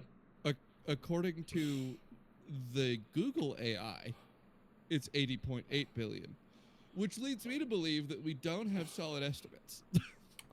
Well, okay, so Activision Blizzard King sold for almost 69 billion. Yeah. So you automatically get, and then Bethesda's thing sold for like 8 or 9. So Hmm. at minimum, those two companies, you're looking at almost 80 billion, and then Yeah, whatever yeah. broader Xboxes were. So I think it's still worth more than iPods or AirPods, but it's closer than it should be. Closer than it should be. Those are just It's headphones. yep. They're I look, man. I own those. I own these. Like Yep. I have AirPods around the house. Like I'm Yeah. so yeah. God, man. But you Um, know who probably is worth more than AirPods also? who? Nintendo with the Switch 2, I don't think that's which true, but might sure. soon have Starfield coming to it because it looks like Starfield really Man, is coming to the Nintendo Switch 2 soon. I mean, it seems like in a lot of cases that the Switch 2 is about as powerful as the Series S in a lot of ways. Yeah, Which it that's does seem like that. which that's kind of crazy. When you sit and you That's look kind of at it, like crazy. that's kind of like cuz you look at how small the Switch 2 is, you're like, "Damn, Yeah, that's impressive." But yeah, so apparently they're getting they got Starfield ported. rated. Yeah, it got Uh, uh, rated. it's all but confirmed because they received a rating for a Switch 2 port. Yes, and that's happened for quite a few Switch 2 games recently. Yeah. Oblivion, Indiana Jones. There's a couple others that got rated recently, so it's like, yeah, this is coming. They're bringing Starfield to everything and anything. It's such a game. It's such a shame the game isn't very good, but Yeah. I mean, if you, I guess that if you are, which I So I've been interacting more and more with our pals over at the Nintendo Pals and their Yeah, community. yeah, And like they are people who literally only game on Switch. And they are like yeah. genuinely stoked for this. And like they use game chat. They're not in a Discord server, they're like using game chat. It like kind of blew my mind. I was like, whoa, what? I tried to use game chat the other day to stream Pokemon Champions to my friend, and he couldn't do it. Why not? I don't know why. Does he not have an I don't know. NSO You sub? know, I think it's Switch One doesn't support it. That's what it It was. doesn't. Well, it doesn't. It only Switch 2. Yeah. So that's no. I my girlfriend had an experience with that recently with a friend of hers where she was like playing Pocopi and was like, oh yeah, we should play together. And she was like, I don't have a Switch 2 yet. So it's Ah. like, yeah, you know, uh, so anyway, yeah, Yeah. Starfield. You know, I didn't play Starfield. I waited I, and I watched as the game came out, and I was like, well, I guess it was particularly good. I'll give it a shot. And by all accounts, it was not particularly good. I played it via Game Pass because it was a game. It's on sale right now. Oh no, they just cut the price of it. Huh. Mm, It's $50 now instead of 70. But I remember playing it via Game Pass and thinking that boy howdy, this is a game that feels old as fuck. yeah. It is a game that feels like they looked at Fallout 4 and they said, "Hey, how about we do that in space In without space. ever without ever looking at any improvements in the genre we made." It's Uh crazy. like if Starfield came out in like 2014, it would be like it would have been the most amazing game. Everybody would have given it awards and jerked it off forever and ever and ever. Yeah. The problem is it came out in 2023, which that means Cyberpunk exists and The Witcher 3 Cyberpunk does exists. exist. And The the the pseudo monopoly that Bethesda had over the Bethesda-like open world game had been cracked oh yeah. by the And time and, they came and out. excuse me. And then like the same thing with the like Western RPG like lockdown they had as Mhm. well. You know, Yeah. so it's just like there were so many games that were doing this like free form narrative thing, and it was just like what they were doing was no longer impressive, and if anything, it was less impressive than it had been because Cyberpunk, after you initially load into Cyberpunk, it has very few load screens, like very Mm. few. Yeah, yeah. Starfield all the time. Yeah, most of the buildings in Cyberpunk you do literally just walk into. It's Yeah, actually it's just like Grand Theft Auto. It's it's legit. crazy how horribly that game released and how deeply impressive it is now. Yeah, Right? yeah. Like It's well, it's baffling. Yeah, it's not Starfield. Cyberpunk had some good bones. It's just that it just had a lot of seizures as well. Yeah, they hadn't You finished know, growing. It was an it, incomplete skeleton. yeah, so it grew into a wonderful game, and I mean, a Star bunch of parts of that game work fundamentally different now than how they worked on release. Like they just made the actual game like 4 years later. yeah, and then like, and the thing is like I said, I think the bones were good. I think that Starfield, the bones are old and brittle Yeah, because it is obviously heavily based on Fallout 4, which is heavily hmm based on Skyrim, which is heavily based on Oblivion. all of You them are know, the same engine. yeah, and it's They're all the creation engine. and I realized that but that Starfield is a new version of that engine, and it's they made some improvements to it, but like I remember playing that game and feeling like this is a really pretty version of a game from like 8 years ago. The real indicator of Starfield's success is the modding community. Hmm. Because Fallout 4, it picked up less modding than Skyrim, but it picked up the second most out of all their games, Yeah. right? I think the general consensus when Fallout 4 came out was this is kind of worse than the other games they have, but its current version of the creation engine is the best version. It's the best looking game they've put out, and it's got like Well, the most in its bones. So this is kind of an upgrade over the uh, Skyrim version of the engine. And then Starfield came out, and you would think that that same because that was the motivation why modders went into Fallout 4 is because they went, okay, this is the best environment for me to make my mods in that exists right now. And you would think that would move over to Starfield, and it never did. It never did well, because the game wasn't enough of a change and wasn't interesting enough to get people to well, be like, I want my mods to be in this environment. well. Fallout 4 was like it, man, and this was man. Ray and I, but especially me at the time, I remember doing our Fallout 4 coverage because you remember this is like when we were in the heat of it. Like Yeah.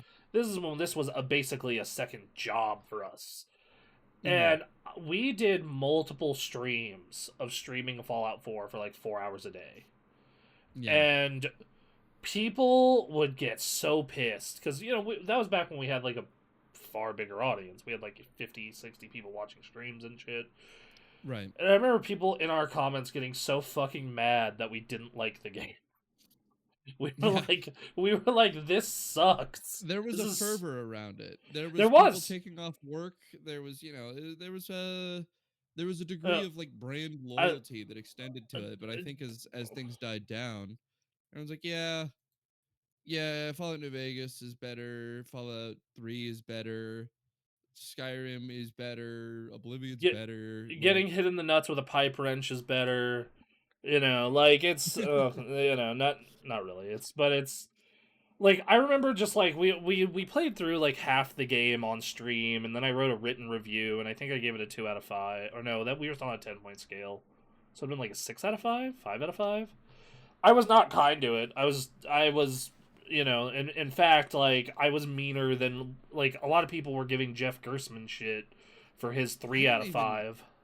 I didn't even really dislike Fallout 4 because like I think all those other games I mentioned are just also games I like that are just better.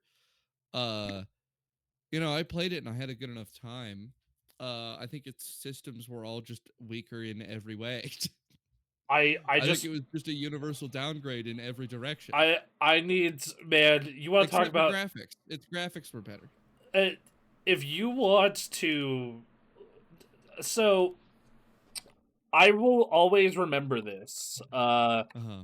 Is Giant Bomb used to have these Game of the Year segments where they were like, they would do, so they used to do these things where they would do these like Game of the Year awards, and they would record the entire process and post it of how what got each award. And they Right. had a, what was it, 32-minute debate on whether or not Fallout 4 is the most disappointing game of the year. Because two guys really loved it, two guys really disliked it. And, like, I was completely in the camp of the dudes who disliked it. A Yeah. quote from that is, if it was a car, the government would step in because people would be dying. Uh, and it's because I felt that Skyrim was like the last time you could do that kind of game, right? Yeah. And I was just like, okay, we're on new hardware, we're on far more powerful consoles, we're on better PCs. We're ready for Oblivion again. We're ready for Yeah. this massive jump. And it was the most wheel spinning fucking weak sauce bullshit I'd ever seen. And then just and there were parts of it I liked. Like I liked Valentine, he was cool, Nick Valentine, and I liked, I liked your fucking dog, and like I enjoy the shooting was a lot Really, better than Fallout the, 3, the like things that were most impactful for me mhm. were really, really minor systems. They're their unique weapons, for example, I Mm-hmm. liked more. And as much as that's like a small thing in the grand scheme, like, oh, they have more interesting unique weapons, who cares? Like, what about the entire rest of the game? Uh, that mattered a lot for me because my whole deal is making like weird, overpowered, crazy man builds in games like this. And so, you were able to get a gun that's like a Tommy gun that shoots explosive rounds every shot, and it just like is unreasonably powerful. Uh, but but oh god, then they still ruined it though. In that they fucking the power armor. The power armor actually ruined most of that game. Well, they give it to you so early, right? Like they give it to you so early, and it's just like it is. Yeah. Yeah, like it's no, I You get can that. I mean, you take out that death claw really early on, but like you can just wear power armor and go take out death claws right off rip. Yeah, 100%. And I don't know. I look if you're a Switch 2 user and you really, really, really, really love Fallout 4 and Skyrim. I'm not going to tell you not to play it because chances are, if you like those games, you'll like this. I love But I would, Skyrim. I would also encourage you to just play Cyberpunk instead, especially I because would also. It's on Switch. and it's great on Switch. I bought the Switch version for that stupid video we did last year, and it's like actually really great. That's oh god. I would encourage you to find a way to play Morrowind. Just find a Um, way. uh, I would not encourage people to go down that dark path, but sure. I love Uh, Morrowind. speaking of Switch 2 ports, speaking of the 007 Switch, First Light. James Bond First Light has been delayed until summer. Other versions are still set to release in May. 007 First Light comes to PS5, Xbox Series X and S, and PC on May 27th. The Switch 2 later this summer. We're excited to see players discovering James Bond reimagined origin story, and we're looking forward to bringing the best game experience across all platforms. The game had already been delayed from its original release date on March 27th before IO Interactive announced it had been put back by 2 months. James 007 First Light is our most ambitious project to date, and the team has been fully focused on delivering an unforgettable James Bond experience, bringing together breathtaking action, globe-trotting, spycraft, gadgets, car chases, and more. IO Interactive CEO and game director Hakan Abrak has said. Uh, yeah, I think this a good way to go about this. I know some Switch only users feel a little slighted. Like they feel definitely a little slighted by stuff like What are this, you gonna but fucking do? It's a uh, weaker console. They it's can't put it on there. yeah, especially because this game in particular seems like it has been having trouble even on regular PS5s from all reports Yeah. that are being believed. Like it's It, gotten it's the better. same as the fucking the Series S problem, where you've got to release your ship to the Series S too, and it's like that thing is a fucking it's a toaster near a magnet. It's like Yeah, it's like i they've got these huge fucking games, and they've got to fit them on this thing. Um, I think it's part of the problem with us being near this console transition. But Switch is historically, I mean, Nintendo in general has historically been we're going to release the weaker console and we're going to just like let our own ecosystem be our own ecosystem. And then the strong stuff can be on all the other shit. And I think the Switch 2 is in this weird position where because the console generation has lingered so long and they're the first next gen console that's really come out. I mean Uh it's been for the what next gen 6 years. consoles, Mm-hmm. yeah, for the next gen consoles, the Switch 2 is that, right? It is the weaker console that games would generally not come out for. But it's the only one that's out. So right now it's like almost as good as the weaker versions of the current gen consoles. I I Uh mm, I also think that in the case of whenever next gen happens, you're gonna see plenty of Switch 2 ports as well because they're yeah. not gonna want to give up the PS5 and Series X Uh, audience. well, in particular, I think also that the Switch 2 is becoming it's just so fucking successful. It's just so successful you want to be on there. There's a lot of guys over there. It's like crap, and like the people who are putting games out that run well are selling Mhm. very well. Like you go on the Switch 2 store right now, it's like, oh, Pragmata, top 5 seller, huh? Really? You don't say. Yeah. It's like Fucking it's like what? so I think that we're in this weird position where devs are gonna be like, we're so sorry for not releasing for the Switch 2. We're building games that barely function on the consoles that exist right now because we're just like waiting for the next generation to come out so we can have some more juice. I Uh so I do think that this is partially an optimization issue because they were showing yeah. this game last, I think it was fall on PS5, and it looked like it had some dips. And they showed a new demo at GDC last month, and it was running a lot better outside of some Yeah. explosions. So I do genuinely think they're optimizing, and when developers do put in the work for Switch 2, they can get You can do it. amazing You can absolutely results. do it. Like especially with the new portable tech inside that thing. Like, dude, you look at the RE9 on Switch 2, and you're like, this almost looks as good as the PS5 version. It's Like pretty crazy. you notice the difference in the hair, and there's FPS drops. But like it for a device that is like this small compared to my PS5, which is like gadoosh, Yeah, but it's Bronson, kind of nuts. game performance has never truly been an issue of hardware strength. Hardware strength is allowing companies to put less into their optimization and more into their their build out of the whole game. Uh and just, release a game that's horribly optimized, but don't worry, the hardware is going to handle it. Right? And And I I think that the Switch 2, what it does is it makes people go, fuck, we have to optimize our game better for it to function on the Switch it, 2. But we don't have to do that on these other consoles, and it literally just runs better. Uh it's like we don't have to put as much work in, and the game's gonna be ready way before it's ready for Switch 2 because we have a ton of uh, optimization work we honestly should have already done, but it's not done, and the game's not going to run on Switch 2 the, unless we do it. So we're not going to sit here and let the game, cook another 3 months on every platform when we could be getting sales already. so what you're telling me is if I want to play a game on PS5 that looks like it may run rough, I should wait for the Switch 2 version to be out because that's when it'll be done. Yeah, exactly. That's what you're telling me. This. Exactly.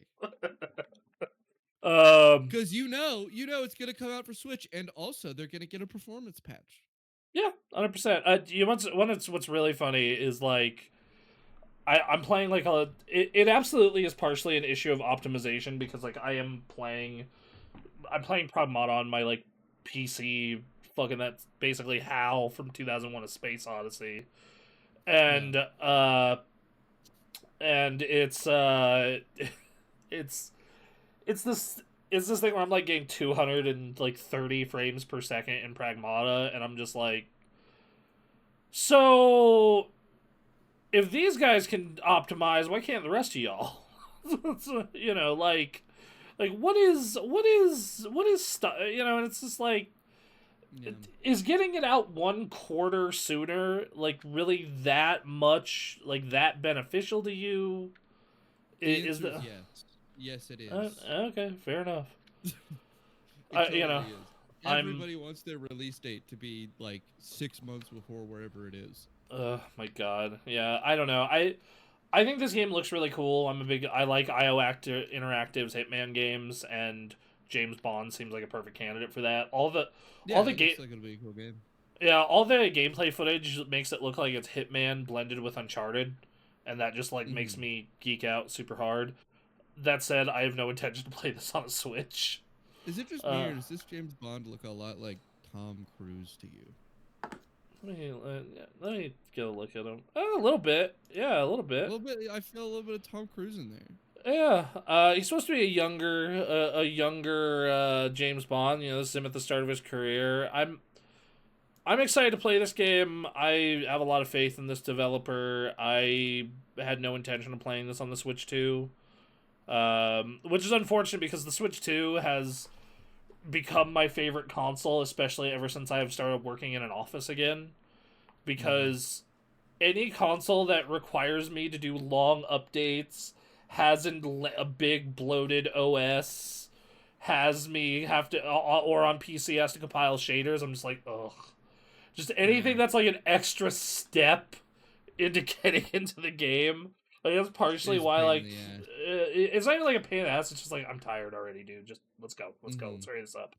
So like, but I've been playing that on PC, but I've been playing a lot of Switch recently. I've actually started a playthrough of Pikmin 1.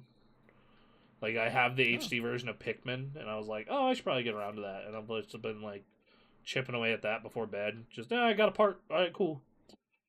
But speaking of the Switch 2, as you know, they recently killed their Mario Kart bundle. Like once it sells out, it's gone yeah. until they put it out Mm-hmm. again for Christmas. I'm sure.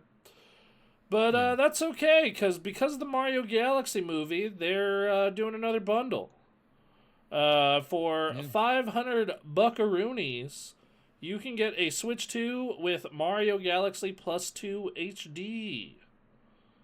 I So, heard with this movie, uh, audiences loved it and critics despised it. It so got it's like a just like 50%, yeah, just and like then the first one.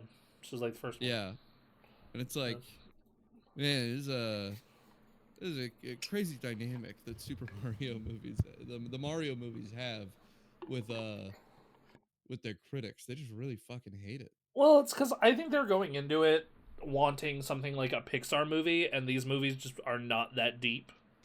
Yeah.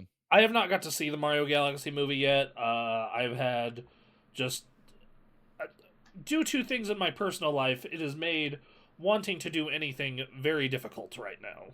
Yeah, you've been a little busy being at home. Yeah. So I have very much wanted to stay in bed all of the time. Yeah. And so, as much as I've really wanted to see this movie, I just haven't yet. I want to, but from what I understand of hearing about it, is like it is very similar to the first one. It is 90 minutes. It is rapid fire references and like you know set pieces, and then it ends.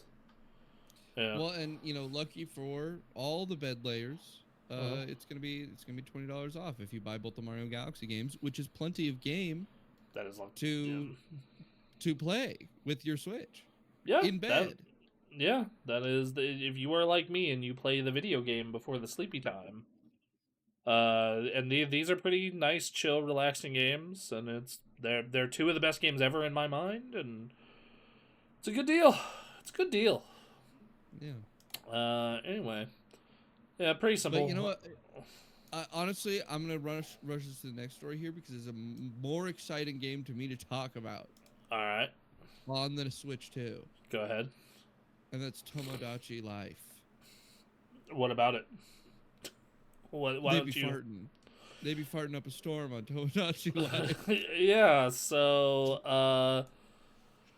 well, they Tamagotchi Life came out 3 days ago at data recording. It's apparently very good if you're a fan of the series. The But shit I'm seeing come out of this fucking game is crazy. it's so good. It's crazy. I And the level of customization, it's not just the Mii's, right? The Mii's have a lot of customization, right? It's very impressive. That yeah. is not the only point of insane customization you have. You can customize their house. You can get them a pet that looks like anything. I saw a guy make a whole Sylveon. He just Hold. made a Sylveon as a pet that follows this thing around. You can draw any sprite you want Yeah. into uh So that thing. You can make them say anything. I saw two VTubers make themselves, and then their characters come up to each other and it's like, "Hey, I've been trying to find someone to talk to about gay sex. yep. Would you like to talk about gay I sex?" yep. Yep. I've seen all that. The one most recently I saw. So Mike Minotti of Giant Bomb has a fear of apples, and so someone in the Giant Bomb Mm-hmm. Reddit decided to make this.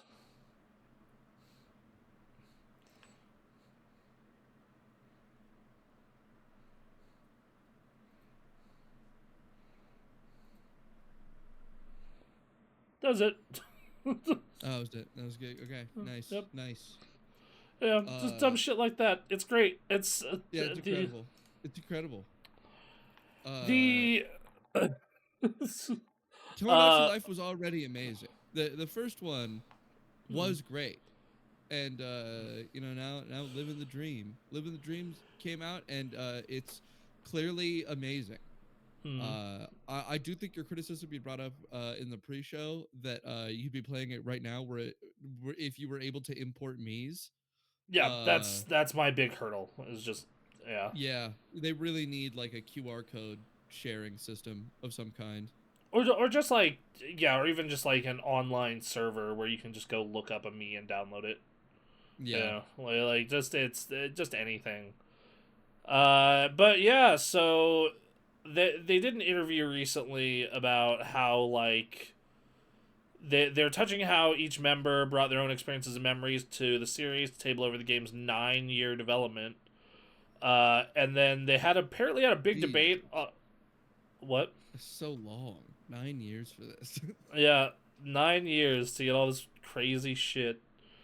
Uh, but in consensus, there was a big debate among the team whether about me should be able to break wind, and thus we had a small amount of fart discussion in an official Nintendo interview.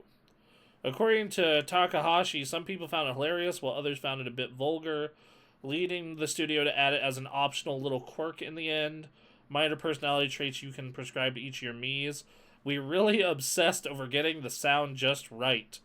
After revealing that some of the attempts were accused of making it a bit too realistic for my liking, well, he didn't put a precise number on it. Programming director Takaomi Ueno admitted that they did so many retakes to get the sound effect in the Goldie lock spot just right. For a while, the fart effect looked like an explosion going off, is something they also note. So, I saw a Northern Lion playing this game, mm. and him being like, "Man, I put myself, my friends, and my daughter in it, and now my friend is closer friends with my wife than I am, and my daughter likes my wife more than me, and only vibes with me." I am. This has been a very good year for the Switch 2 already, but this is like another.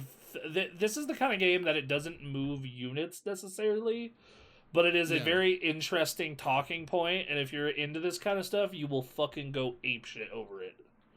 I mean, it's been Uh, a social media hit for sure, which the yes. last game was too. It's kind of Nintendo building a game to get discussion and hype Yeah, and like social media takes around it. I just love that they kept it uncensored. That's the best way Yeah. to do it. It's so good. I I might just have to talk to a friend or like people who can draw better than I, and I'm like, look, I just make me these people in the game.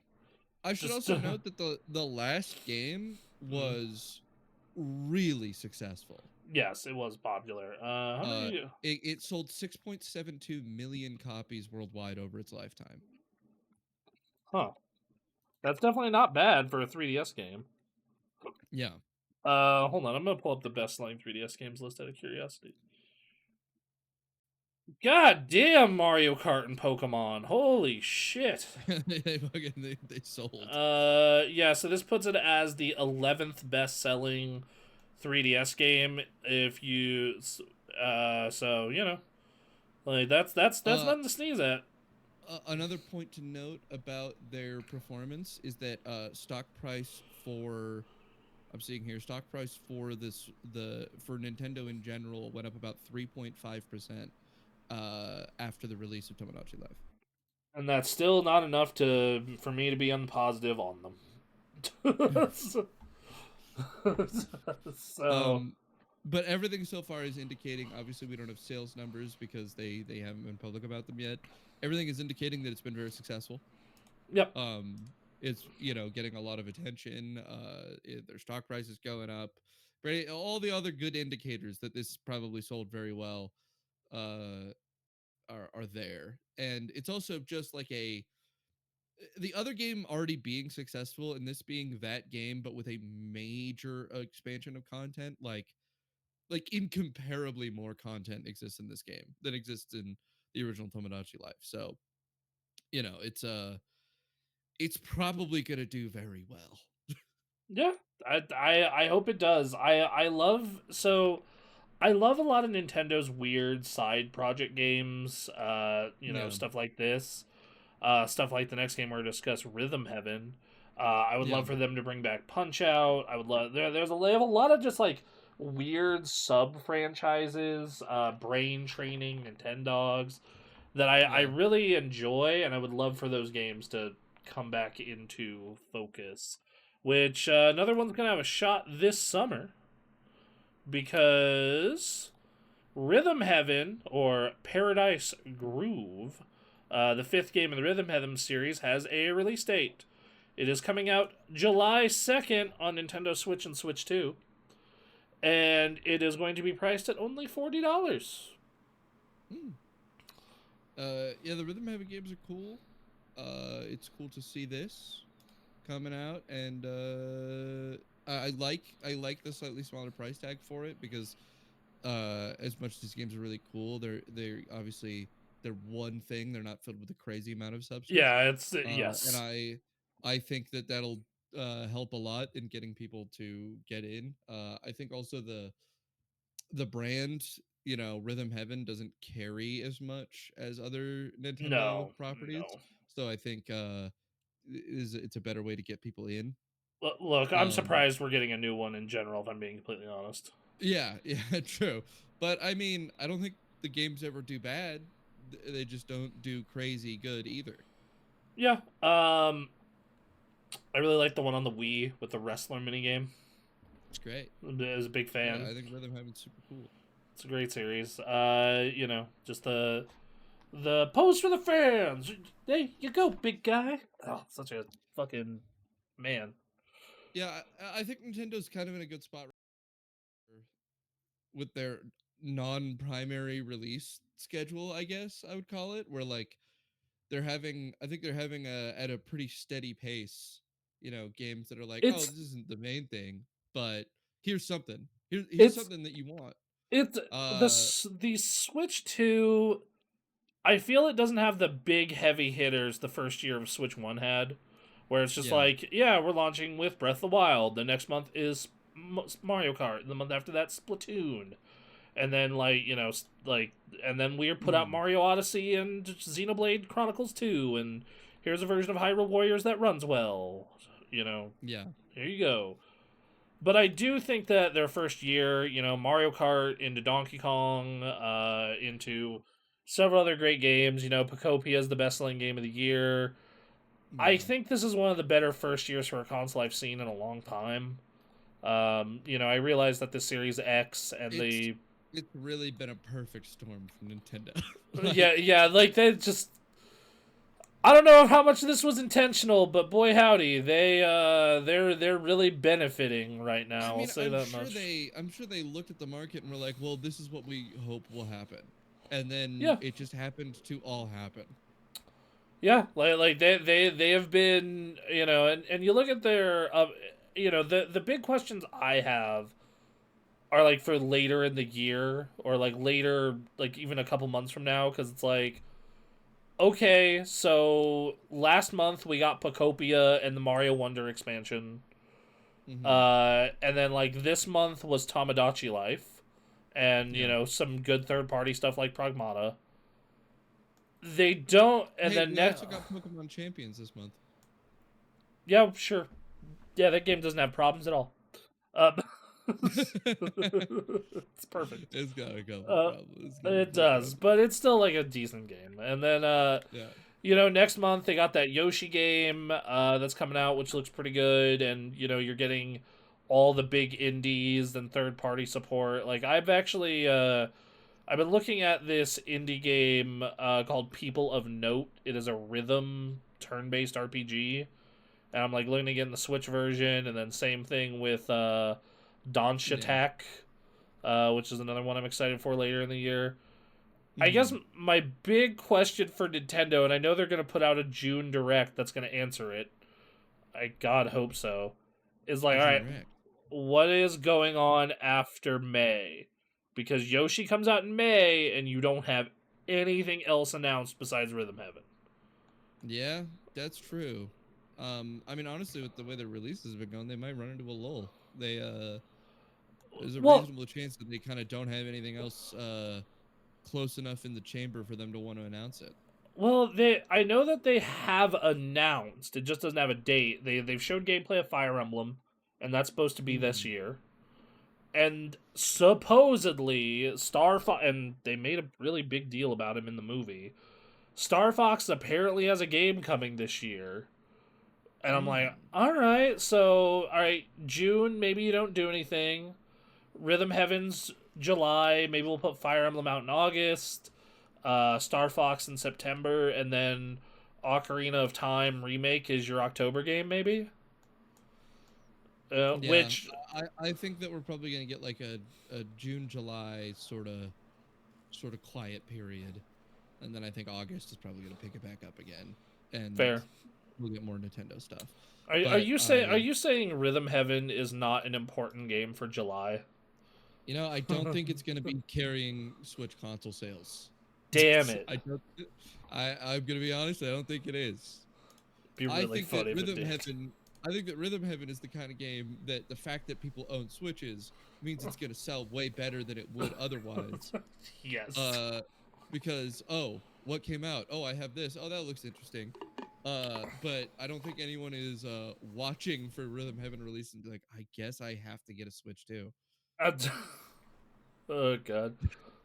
All right. Well, speaking of games Of that little-known indie games, this small game is actually getting a movie adaptation. You may have heard of it, Bloodborne. yeah, and they made it really sure to be specific, saying it's going to be R-rated and animated. Yeah, well, specifically, it's being made by YouTuber Jacksepticeye. Yeah, every part of this Uh, is weird. so Jacksepticeye is obsessed with Bloodborne. He has been for a very long time. He's got Bloodborne tattoos on his body. He fucking loves this game, right? And Iron Lung came out a while ago, a couple months back Hmm. from Markiplier, and it was a ridiculous hit. Uh, it was so successful that like it has kind of shaken up like how they believe movies might be released in the future. It was a very big deal in the whole business of movies. And this has led a lot of studios to take YouTubers more seriously when it comes to cinematic projects. I, Uh, mm, the I other thing, think this has probably been in the works for a bit longer. Uh, but I think that especially with the success of Iron Lung, with Markiplier, directing and acting in that, I think they were like, all right, let's make a push now to go, hey, a Markiplier made a movie. Well, he's friends with this guy, Jacksepticeye, and he's also going to make a movie that is also a video game adaptation, and it's Bloodborne.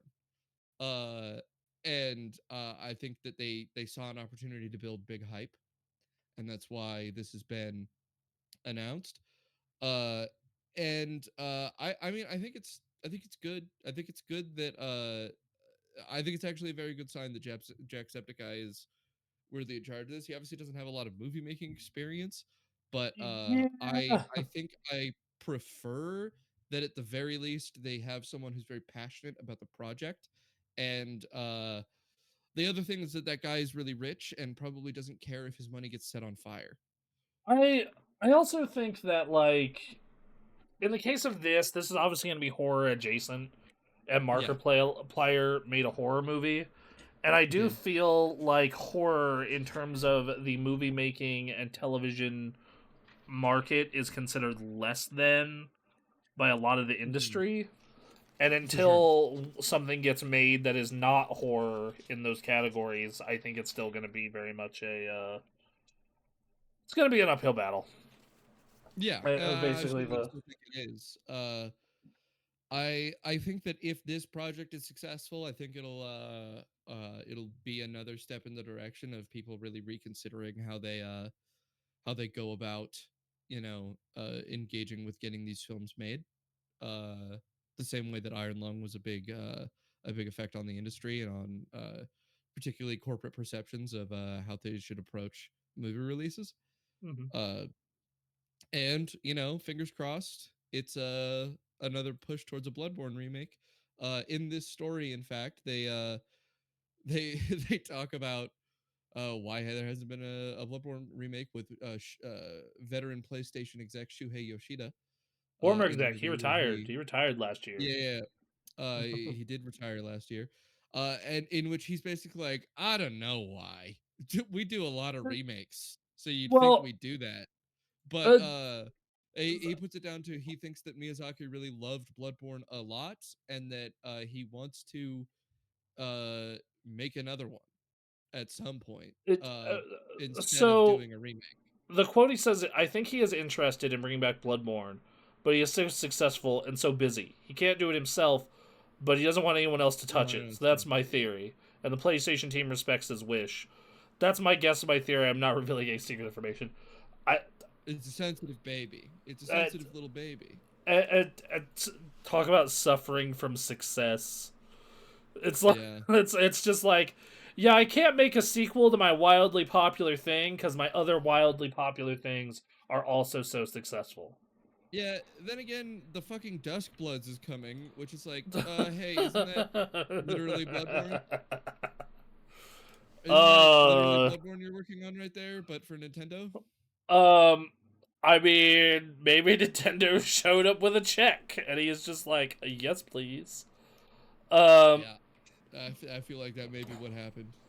Also, the Dusk Bloods is like it's multiplayer focused. Yeah, So, it sounds like it's gonna be a Night Rain. okay, I'm not going that far, but it definitely does seem like it is. It does have more multiplayer elements than previous I games. don't know what the fuck FromSoft is up to. Is what I know. I know they're doing different shit right now. The footage of it looks awesome, and you want to talk about games that are going to sell 1 million Switch 2s. Yeah. Um, like this is going to sell so many Switch 2s, bro. Like I'm I'll excited. tell you, Night Rain was a fucking awesome game. If they're doing anything like that, fucking that'd be sick. I'd get it. Yeah, see, if this is a Night Rain situation, I would actually play this one. Yeah. So You get didn't a play a ton of Night Rain, did you? no, no, I did not. I Yeah. It was great. It was really good. I remember you and a couple other people said it was really cool, and just unfortunately, I do not have time for all video games. I wish I did. I wish I could. I wish I could send my body, split it into like 8 of me to be playing 8 games at a time, and then merge back into You know, myself. I got too into it, and it started to kind of piss me off, Uh and huh. that's what made me stop playing it, because I found that there's a little too much RNG in the way the map generates, Mm. and it's kind of in a perfect bad spot where the map generates in a consistent enough way that I know exactly where I'm going every time, but it Mm. is RNG enough that I can get to the castle, find out that there are giants there, and want to shoot myself in the head because the run's fucking over. Mm. Okay. If Uh. there's Crucible Knights there, I'm in it. I'm gonna win this run.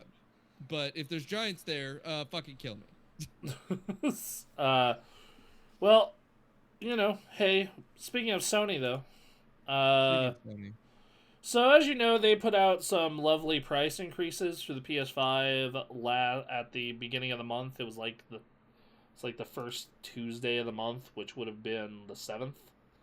yeah, Uh, hey, they confirmed to they increased the price $100 across the board, and the PS5 Pro got $150 price increase, and this caused a massive sales increase.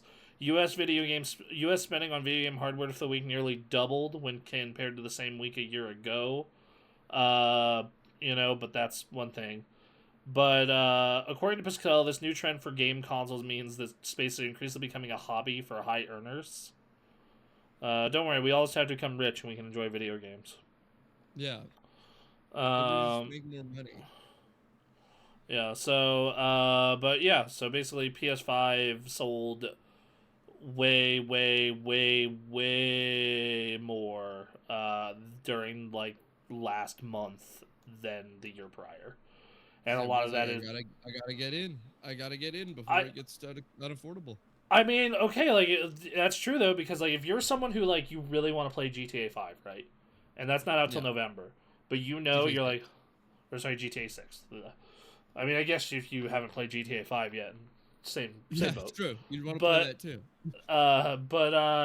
if you really want to play GTA 6 and you're like, oh shit, I guess I gotta buy it now because I'm gonna have to buy it later in the year anyway. You were probably in this Hmm. boat. If you were interested in anything PlayStation for the year, Wolverine, something like that, Soros, James Bond, you're in this boat. I think this was a one-time card for them. Yeah. If anything, I think that this is going to be counteracted by next month or the month after. Of man, hardware sales for PlayStation, Xbox are really fucking bad right now. God, you remember Because when fucking hardware prices went down? Remember how that used to be a thing? used to be, I remember getting I remember getting an original Xbox for $150, I half the spent price two. of what it launched at. I spent $200 on my PS4. Yeah, launched at 400. It's uh yeah, man. Well, It's crazy. you want to? I mean, you want to talk about a real crazy thing? Is like, do you remember when $599 was like the most memed on, I ridiculous, absurd price for a Yeah, console? I went and I bought my Xbox Series X on launch, right? Uh And I bought it going, man, I should probably wait. I should probably wait for the price to drop, but I really want to play Destiny with fast load times, it's just, right? for me, it's I Because want to play like a dragon, so I feel you. uh because I it was like on the second or third restock that I bought it, and one of my friends bought it like on launch day, Mm-hmm. and he had the fast load times, and I Mm-hmm. was like, fuck. He can hot swap his gear in the middle of the fucking thing and load back in like no problem. That's really good. It's literally giving him a gameplay advantage. I need that. And I have $500. And I was like, oh, it's probably a poor financial decision. And then it turns out that was actually a great financial decision. That was the best time to buy an Xbox. Yeah, yeah. I let me tell you, when I bought the PS5 Pro as a set, because we needed a second PS5 for the office, because like, sometimes we both want to be using the PS5. Sometimes like just Right, right. like lots of reasons why you would want a second PS5. I was like, I'll get the Pro. Like $700 is kind of a lot of money, but I can technically afford it, so why not? And now it's $900, and I'm like, all right, good decision, great decision. But yeah, no, I'm just like every time I hear the like current discussion, I'm just like I look at back in 2006 when Sony had that press conference and $599 was memed to death. You couldn't price a console at that price for almost 20 years. And now the only console that isn't $600 is the Switch 2. Yeah. Or more. Excuse me. I forgot. The Xbox is 650 and the PS5 Pro is 900. So, God. Uh but yeah, no, Mhm. I think that and Matt Piscatella brings up in this, he's says we're basically leaving a whole portion of the market to Fortnite, Minecraft, Roblox, and mobile content. A bigger portion of the Yeah. market is going to have people who are more affluent, have higher incomes, and lower income parts of the market are really struggling. The premium gaming space is leaning more and more on the affluent consumer, which I think that look, we've talked about the K-shaped economy. Uh, Hmm. I think that that is bad for the long-term health of the industry. Yeah, I for think, for sure. I think that like because here's what's gonna happen. You're gonna have affluent consumers. I don't think necessarily junkies like us are gonna leave, Hmm. but I do think that there are people who are in the affluent consumer space. They're gonna start families. They're gonna go get involved in their job. Maybe they're gonna start a new hobby, and they're not gonna buy a PlayStation 6. And then you need new people to come into the space. You Yeah, know, I mean, like I think all those potential new people are gonna be slowly like, pulled away into, like you said, Roblox, Minecraft, Fortnite, right? It runs on what they got, and it's what everyone else they know is playing. yeah, So like, why do they eh, need to play something else? They'll probably know one or two guys who are on another thing and think maybe they'll get that, right? But yeah. uh oh, it's Well, $1,000. That's my rich friend. He has the $1,000 Xbox, but yeah. It's fucking I play on my iPad. It works. my $330 iPad. You know, like and it's like at least right now, if you have a lower end PC, you're fine. Which you might have for work, you might have for other reasons. Hmm. And then like okay, the Switch is not absurdly expensive, but 450 is still kind of high for where consoles have been historically for consoles that are normally like $400. Yeah. 450 is still $50 more than where they've historically been. And I just I sit here and I go, man, we need to figure this out for the long term health of the industry.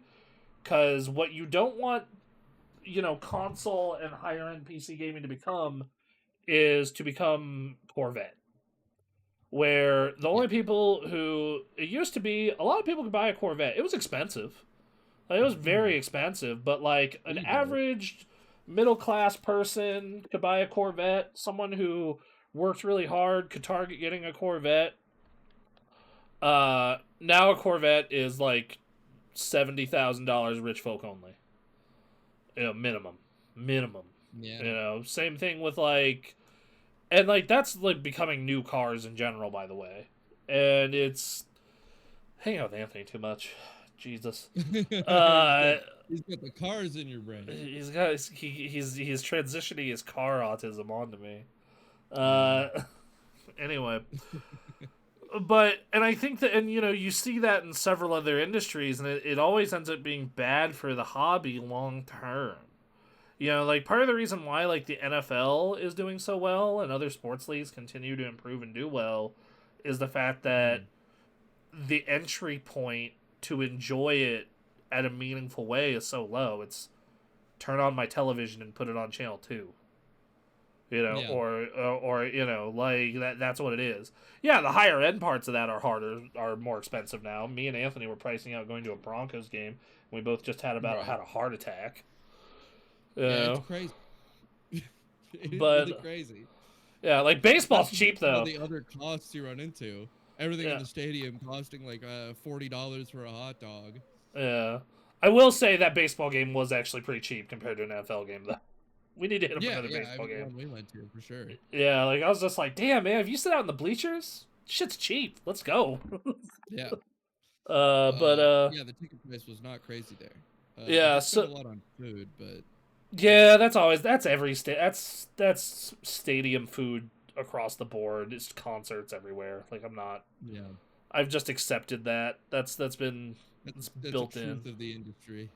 Yeah, but I think this is bad for the long term. I think that if I were a platform holder, if I was a Valve, a Sony, a Microsoft, a Nintendo, I would be doing everything I can to get people into my ecosystem, lower that barrier Mhm. to entry.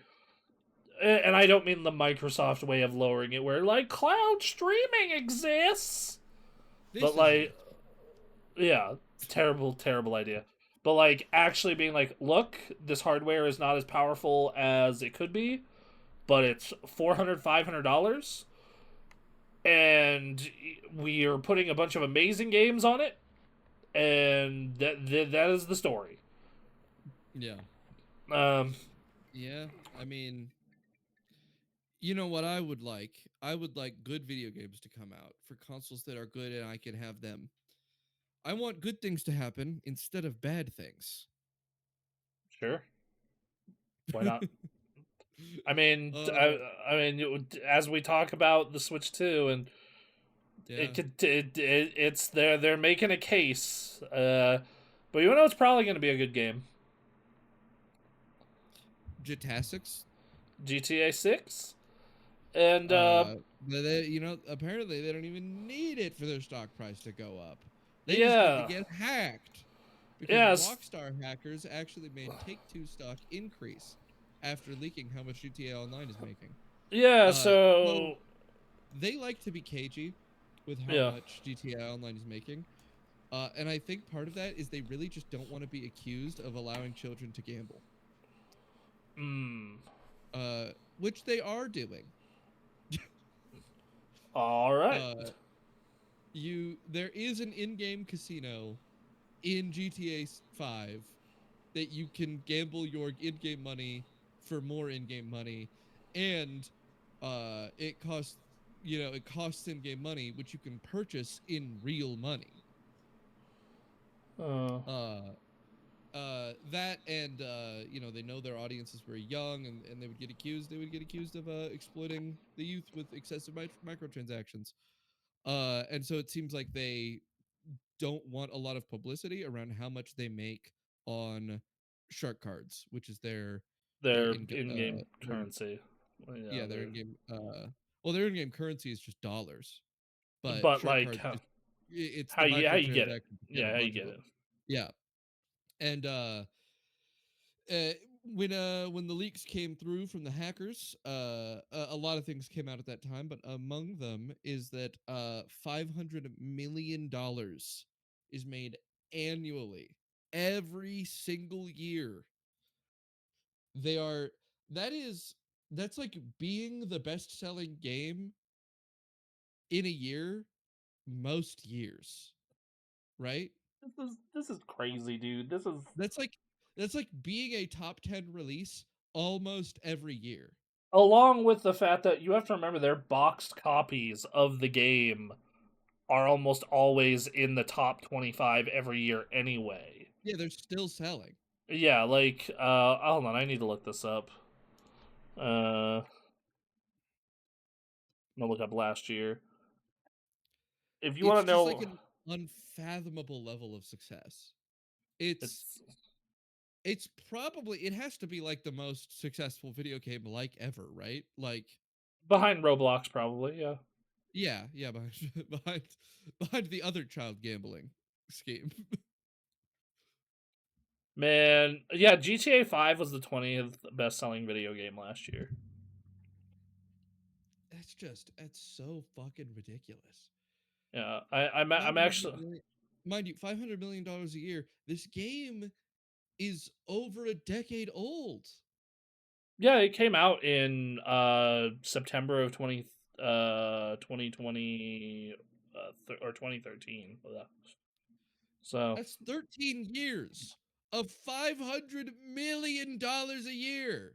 They've made a 6.5 billion dollars. If that's consistent over every year, mind you, the number has probably gotten lower as time has gone on. They're making uh $500 million a year now. and remember, the game itself has sold over 225 million copies. Now, not all of those are at the $60 it came out at. Let's say we cut that in half. A lot of people are getting discounts. $30 times 225 million. Oh my fucking god. So that is $6.75 billion. Yeah. Um Yeah, And there's it's not a lot of probably games. more because a There, lot of people were buying it at $60.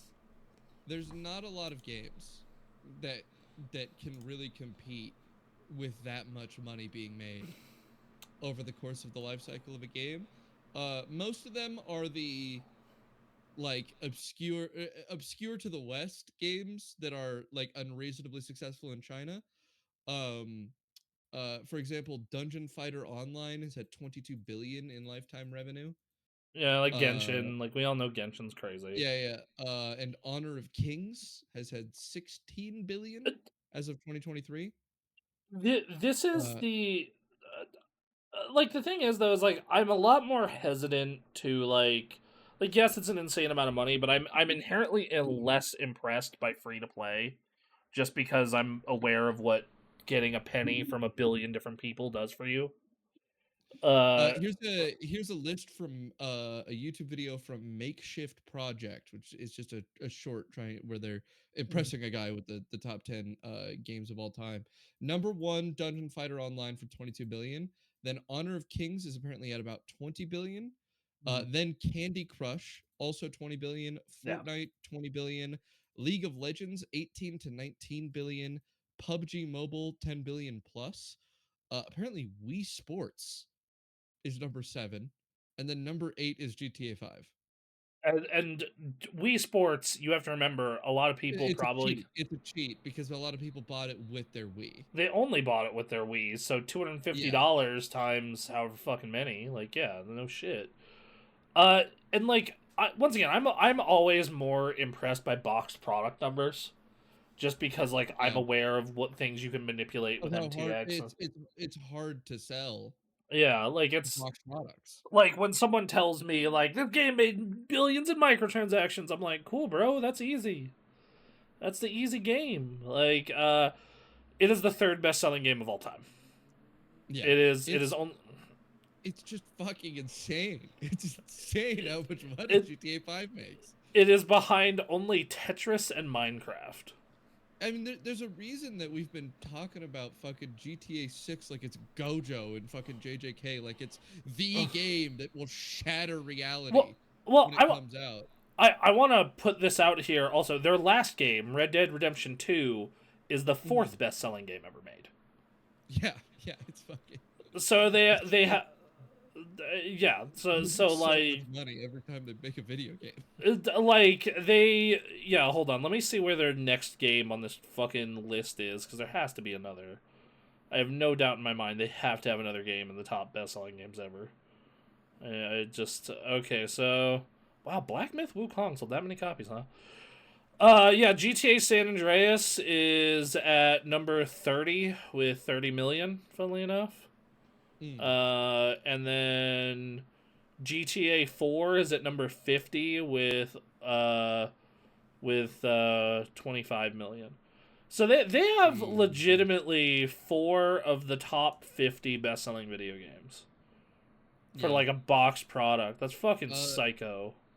if GTA 6 doesn't make like $1 trillion, the world economy is gonna collapse. Oh, The expectations for this game are so high.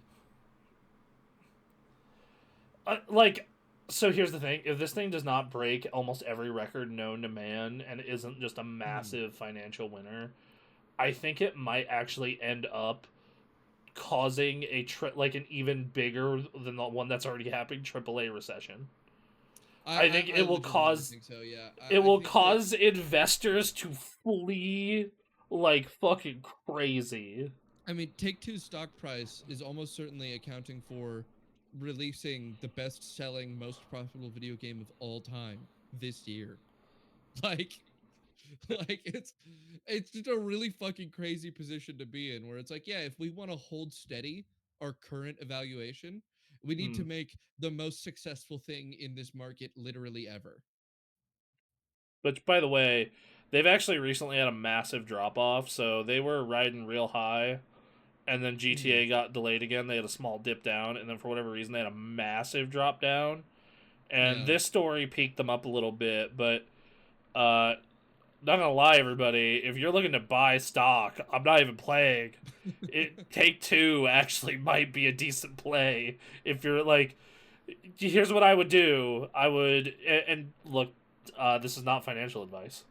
But what I would Right, right. say, what I would say is that I'm gonna certainly look at doing is I'm going to probably get a bunch of stock here, and then that money I'm willing to lose, of course, and then see what the stock does after the release of GTA 6.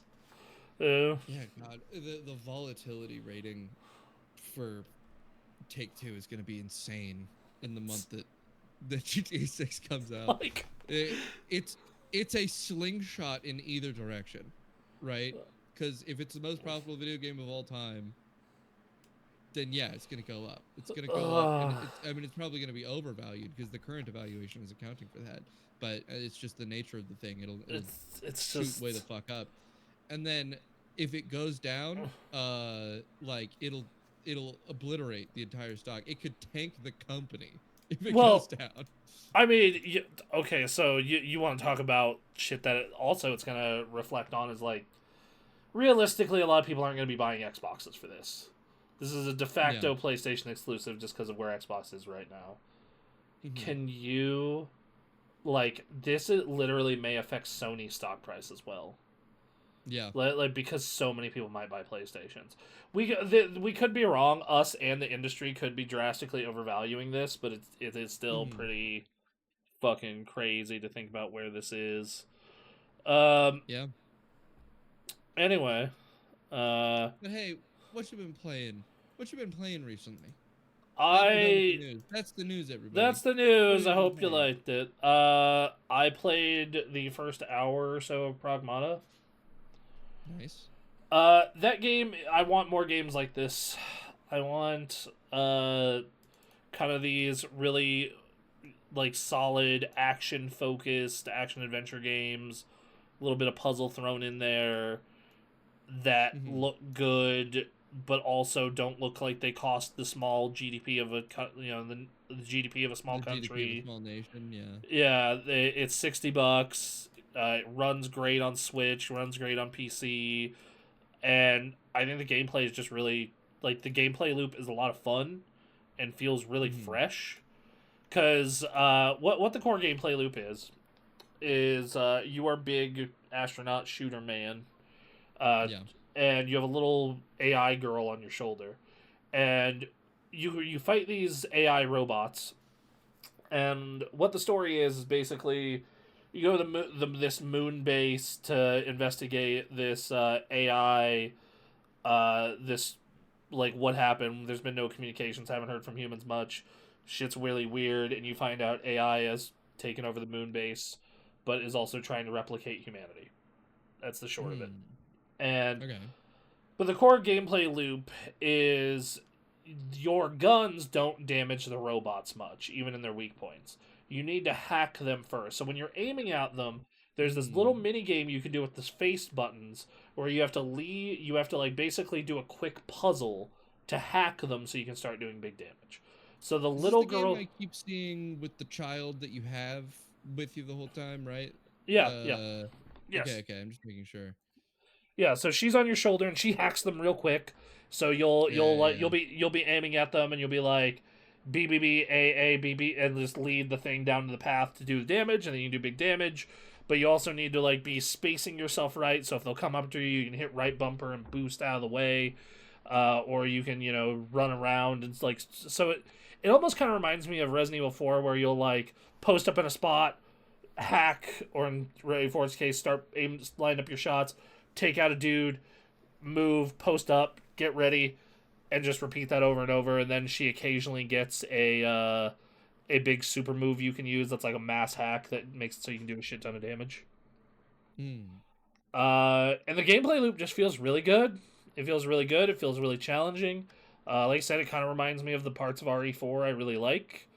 Uh, I so far the environments have been a little repetitive, but I do like them because it is kind of like this fucked up robot interpretation of a space station. Uh, Yeah, it's really cool. I'm only an hour in. But the core gameplay loop for that first hour, I'm just like, fuck, dude, this is really good. If this keeps expanding on this, I'm totally fucking in. Like, this is. I can't wait to get into more of this.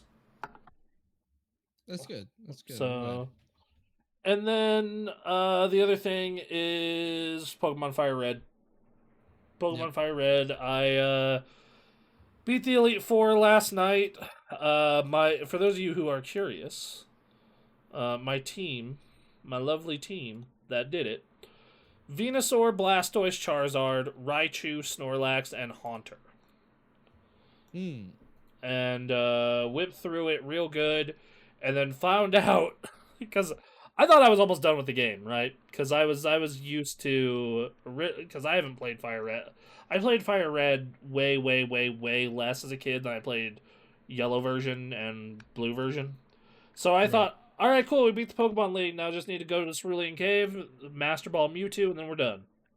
Nope. Chevy Islands. Nope, I have to go to Sevi Islands. So I'm on Sevi Islands, and I just beat up two goons for Team Rocket, and now I'm Yeah. gonna go get this dude his ruby and his sapphire, so I can go catch a bunch of legendaries and do whatever bullshit they want me to do.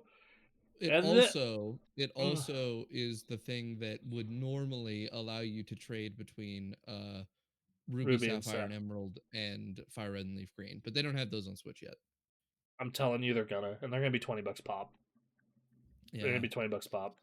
I definitely see that coming, If Nintendo is smart, which they're smarter than people give them credit for. especially lately. Yeah, they are.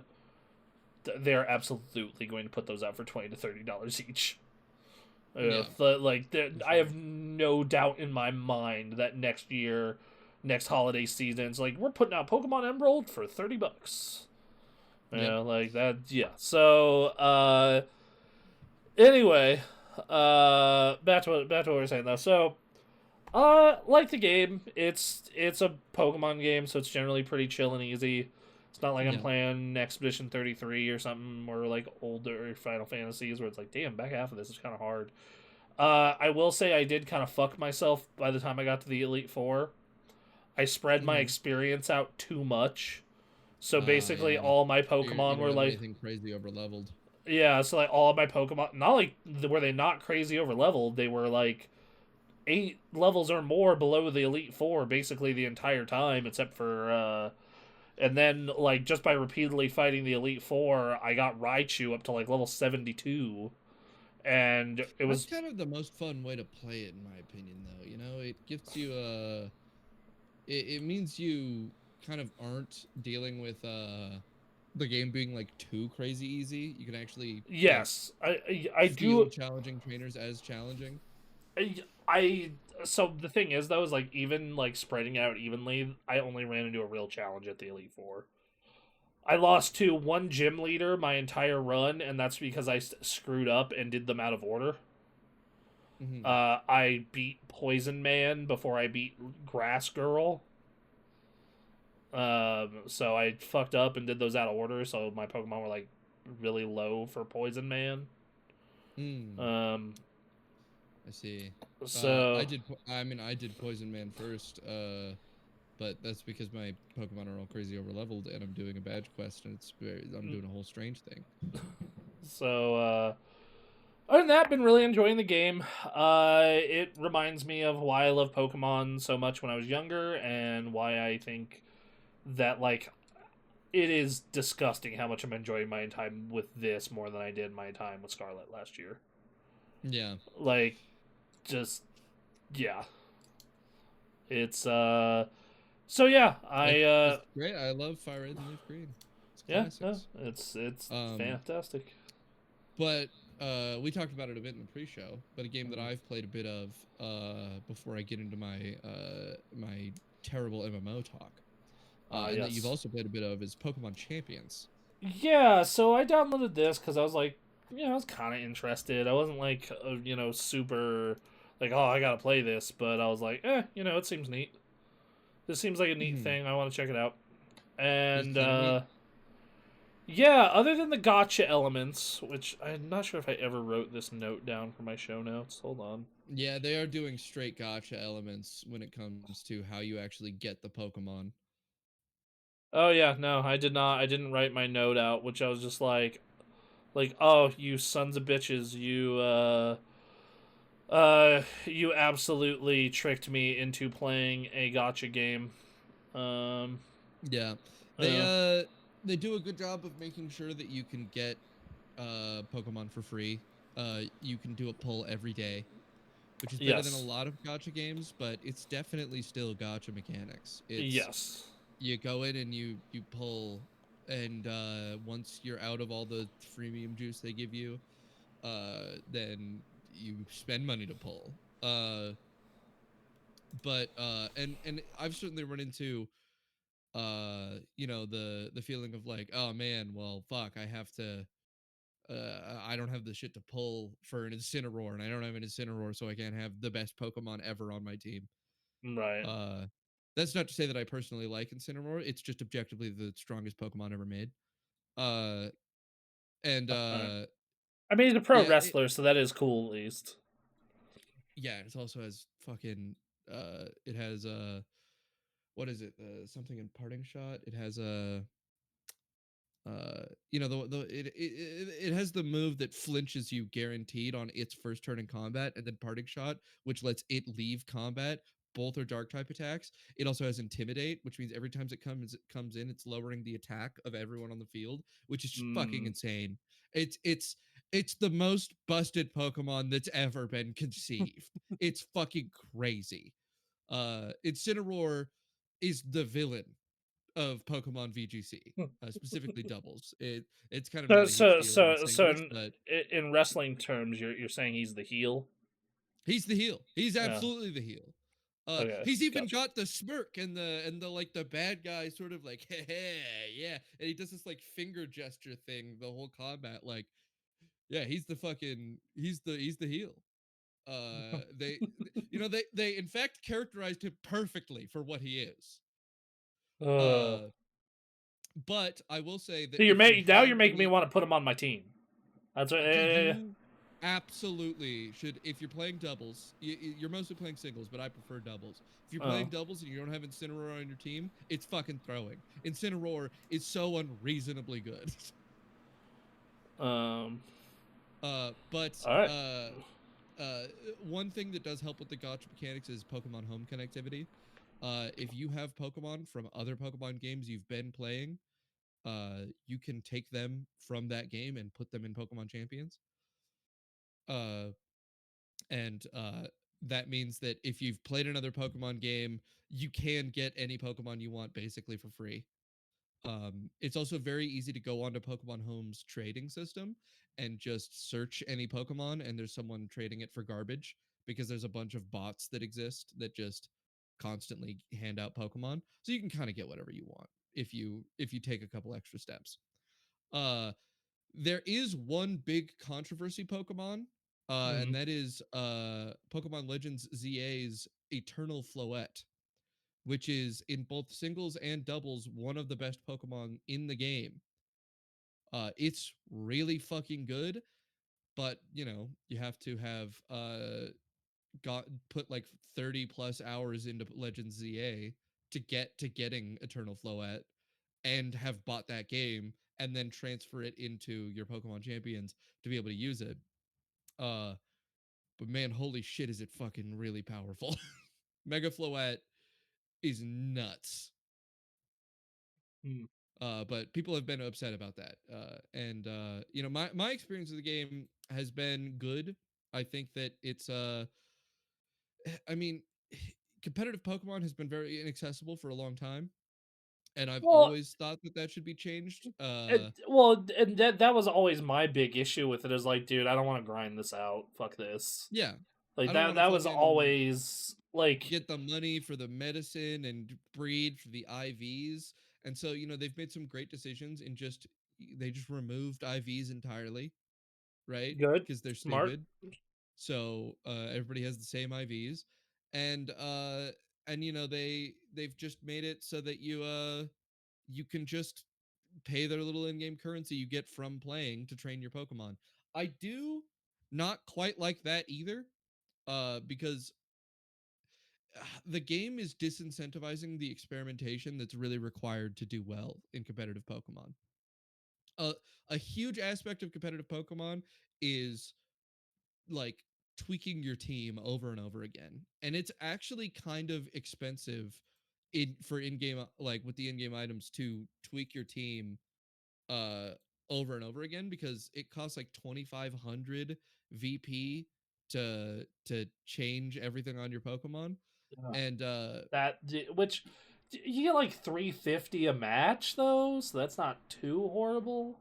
it's not too horrible, but it will mean that you will probably at some point run into the situation where you're like, ooh, I should really have Pixelate on my Sylveon instead of this ability.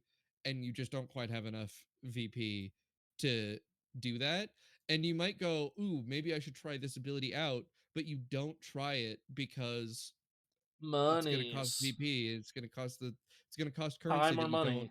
want to waste. Th- Uh and it's all clearly in a bit of a push to try and get you th- to buy the in-game vouchers for real money This to is be able to do that more freely. this is the discussion that I had with. I have a friend of mine who was a big proponent of free to play games and plays a lot of free to play. Hmm. But he is one of those players who doesn't spend a dime. Right, like Yeah. I think he spends like $10 a month on Genshin. Otherwise, Hmm. doesn't pay any other money beyond if like Guild Wars gets an expansion pack. And he's a big Right. believer in the Just mod. the little subscription things that a lot of these guys advertise.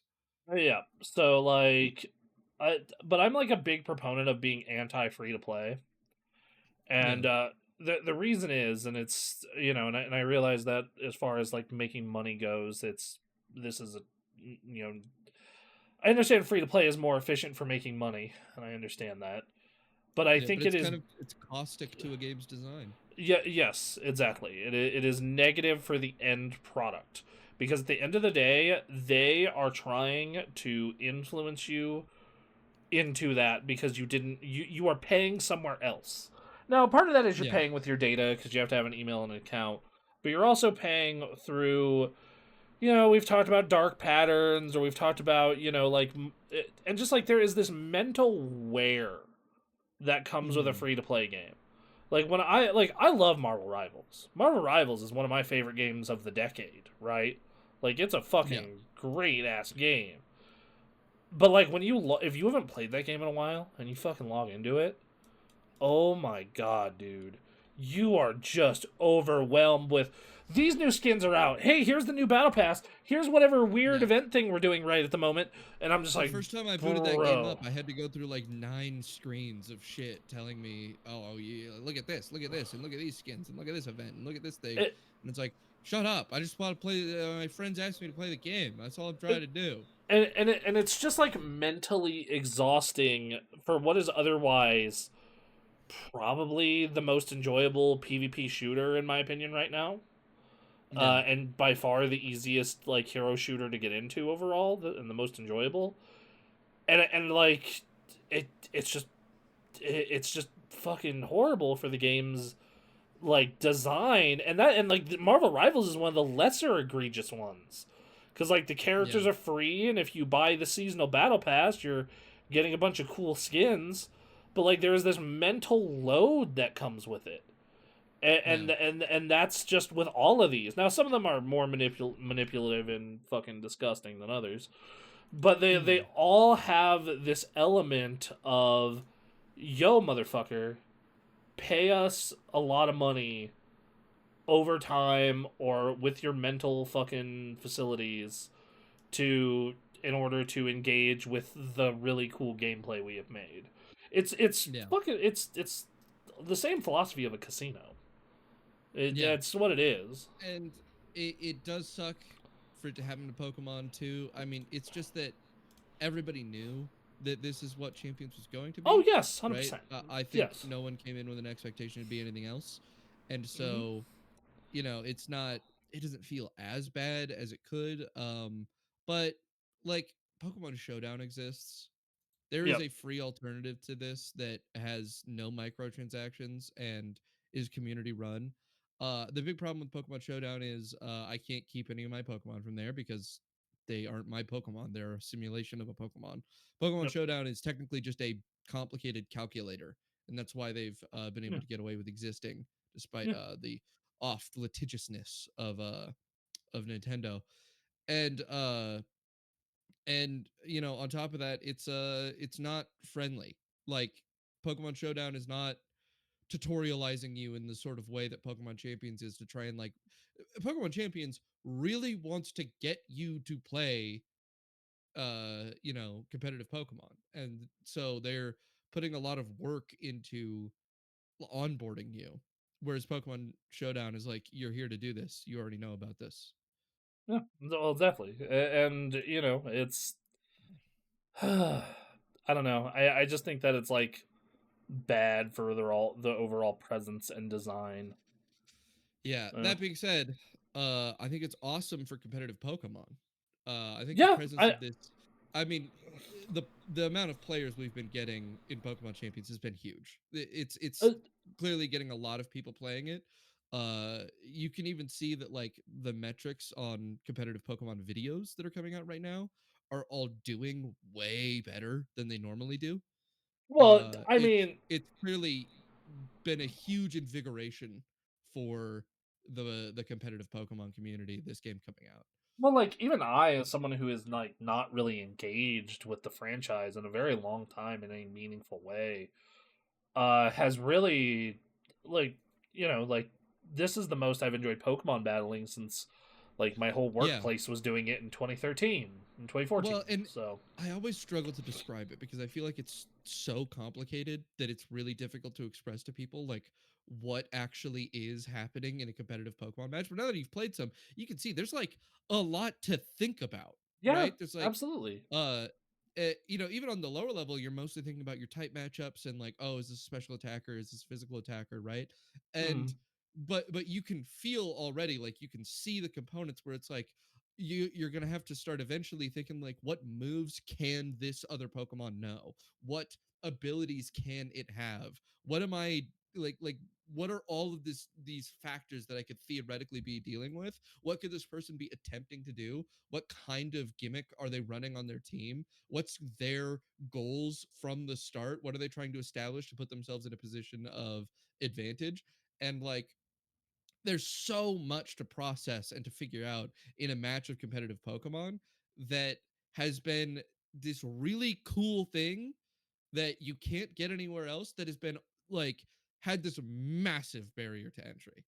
yeah, Just a huge barrier to entry because it requires catching, breeding, and training your Pokemon to be able to do it. And you have to do that for 6 Pokemon to have a single team. And it takes like 11 hours to do it for one Pokemon yeah. normally. Well, and that was the here's the thing. I'm someone who likes competitive games. Right, Yeah. like I'm someone who really enjoys competitive games, loves competitive games, and I always enjoyed Pokemon battling when my friends and I were doing it.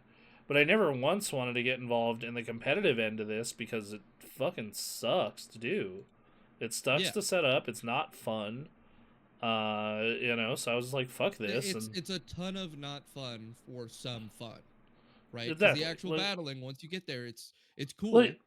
Uh but it's a shitload of not cool stuff that is kind of and just chores that you're having to do and in the lead up to being able to play the game you want to play.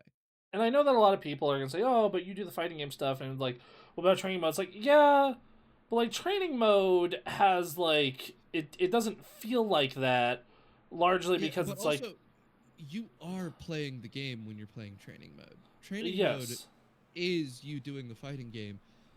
Finding berries to give to your Pokemon is not it's not even close to the competitive battle experience.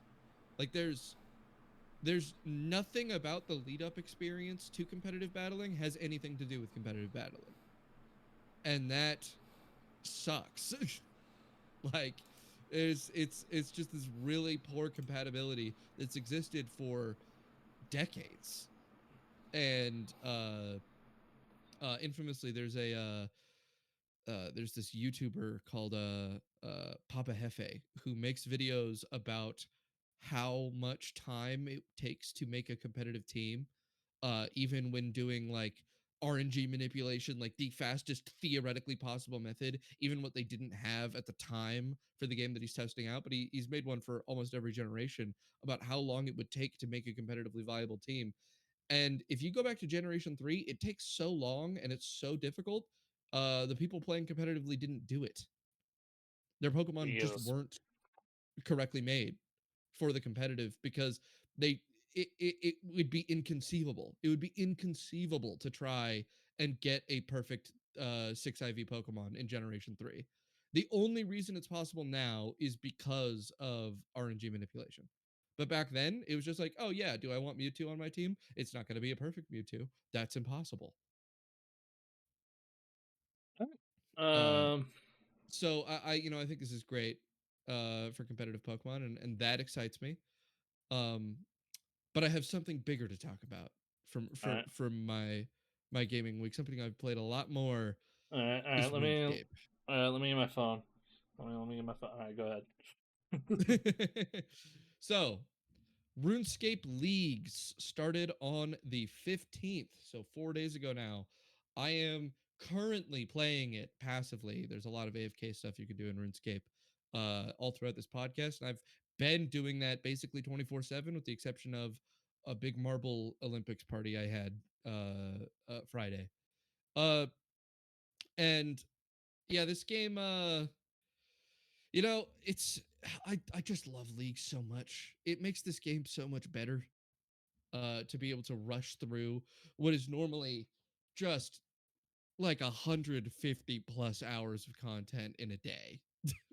you know, uh, they have this year introduced a big gimmick, and that is a Pillars of sorry, Path of Exile style perk tree system.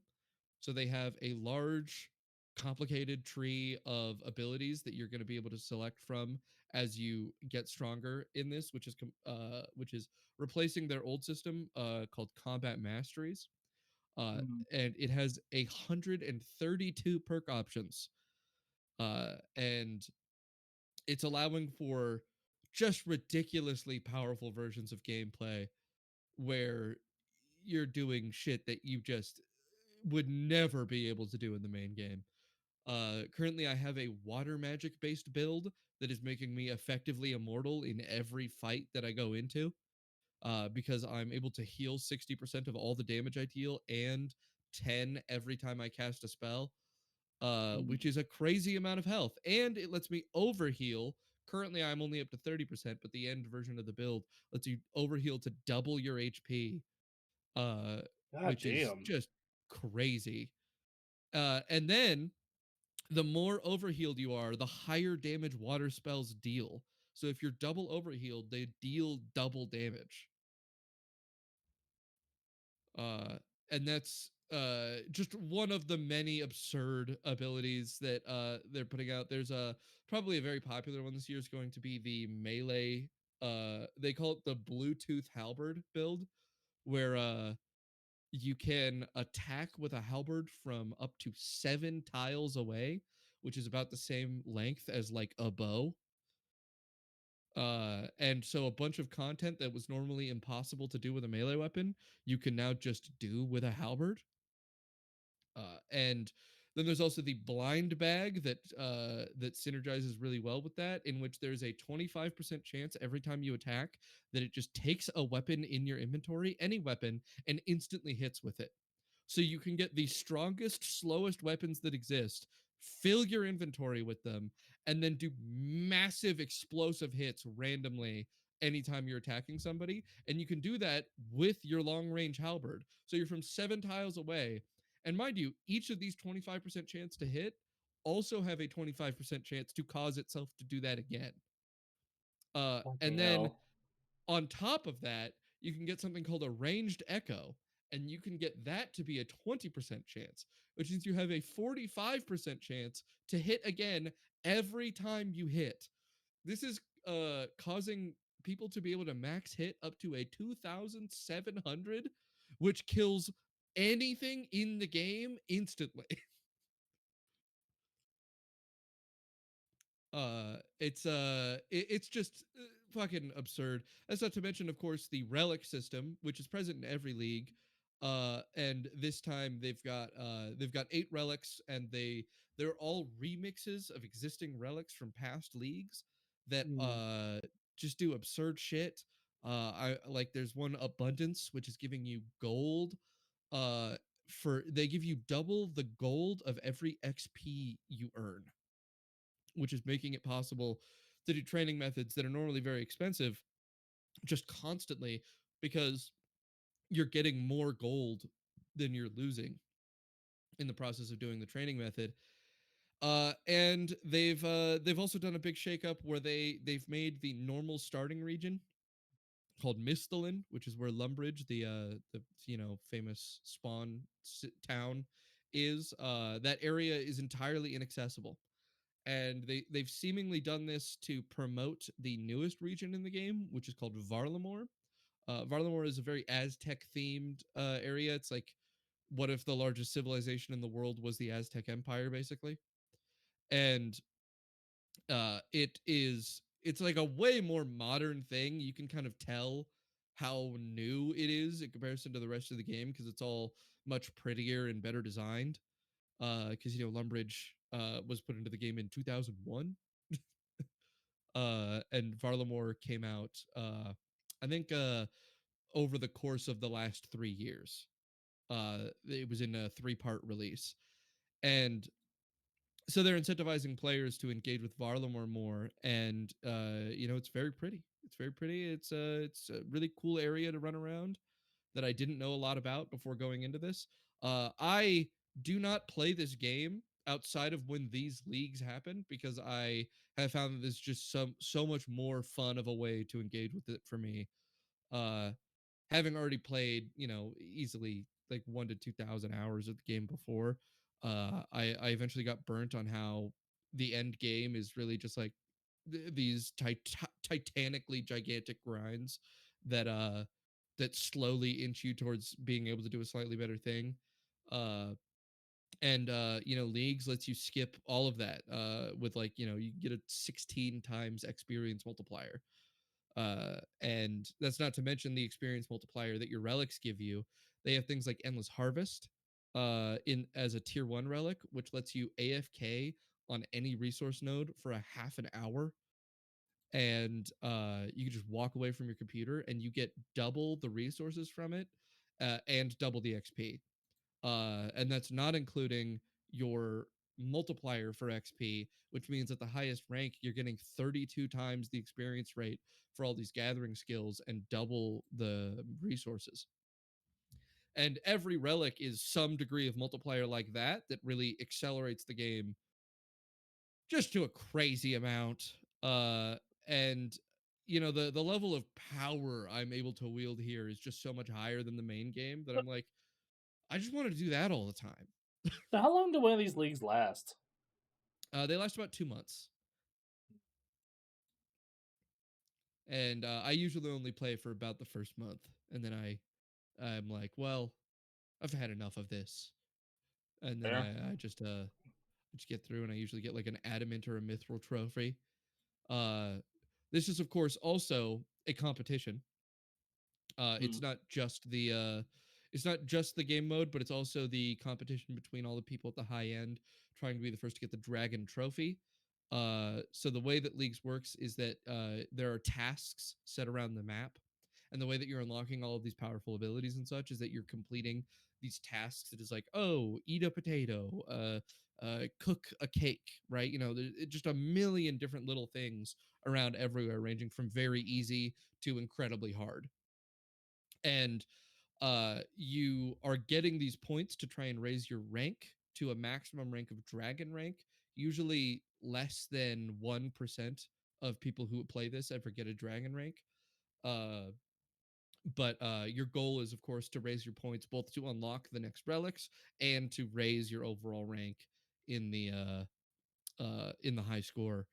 and there's always a race every time the event starts for who can get to the maximum number of points the fastest, who can be the first person to get a dragon rank, who can be the first person to max their character out, all of that.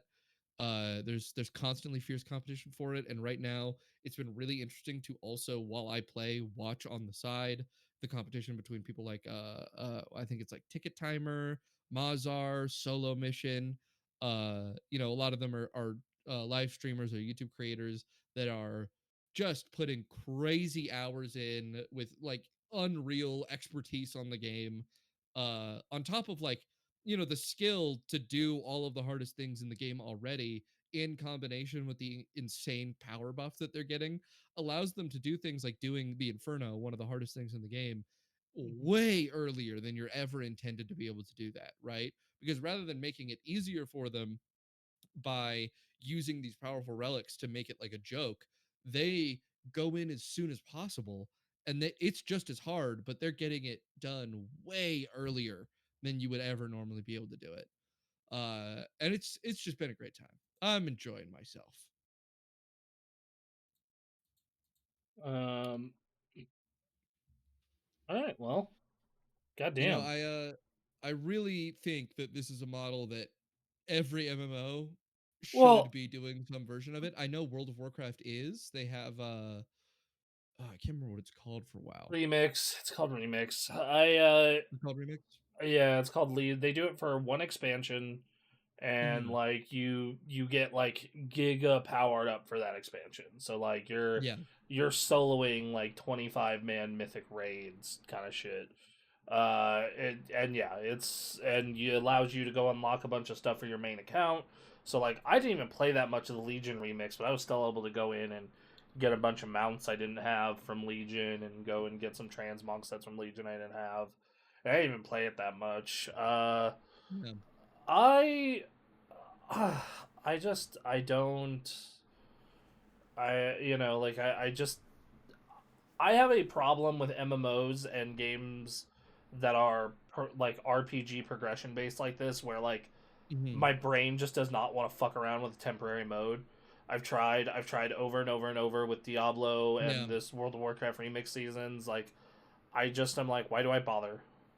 You're like, Why I do I want to bother? have this permanently. Yeah. Yeah, like Uh, I just I want to think the have. draw for me has been that RuneScape has a unique situation where a lot of its content is inaccessible, even Yeah. uh to me, who I have like a max I have a max combat account. I've done everything once or twice at least. Hmm. uh and even then there's like things like doing like the awakened bosses from Desert Treasure 2. I just can't do it. It's too hard. And the leagues gives me the opportunity to engage with these things that are normally completely inaccessible to me because they require a much higher skill level to even like barely make it through. Hmm. And they let me learn the content by being way stronger than I would normally be in it. Um, and get to have the things that I definitely don't have on my main account.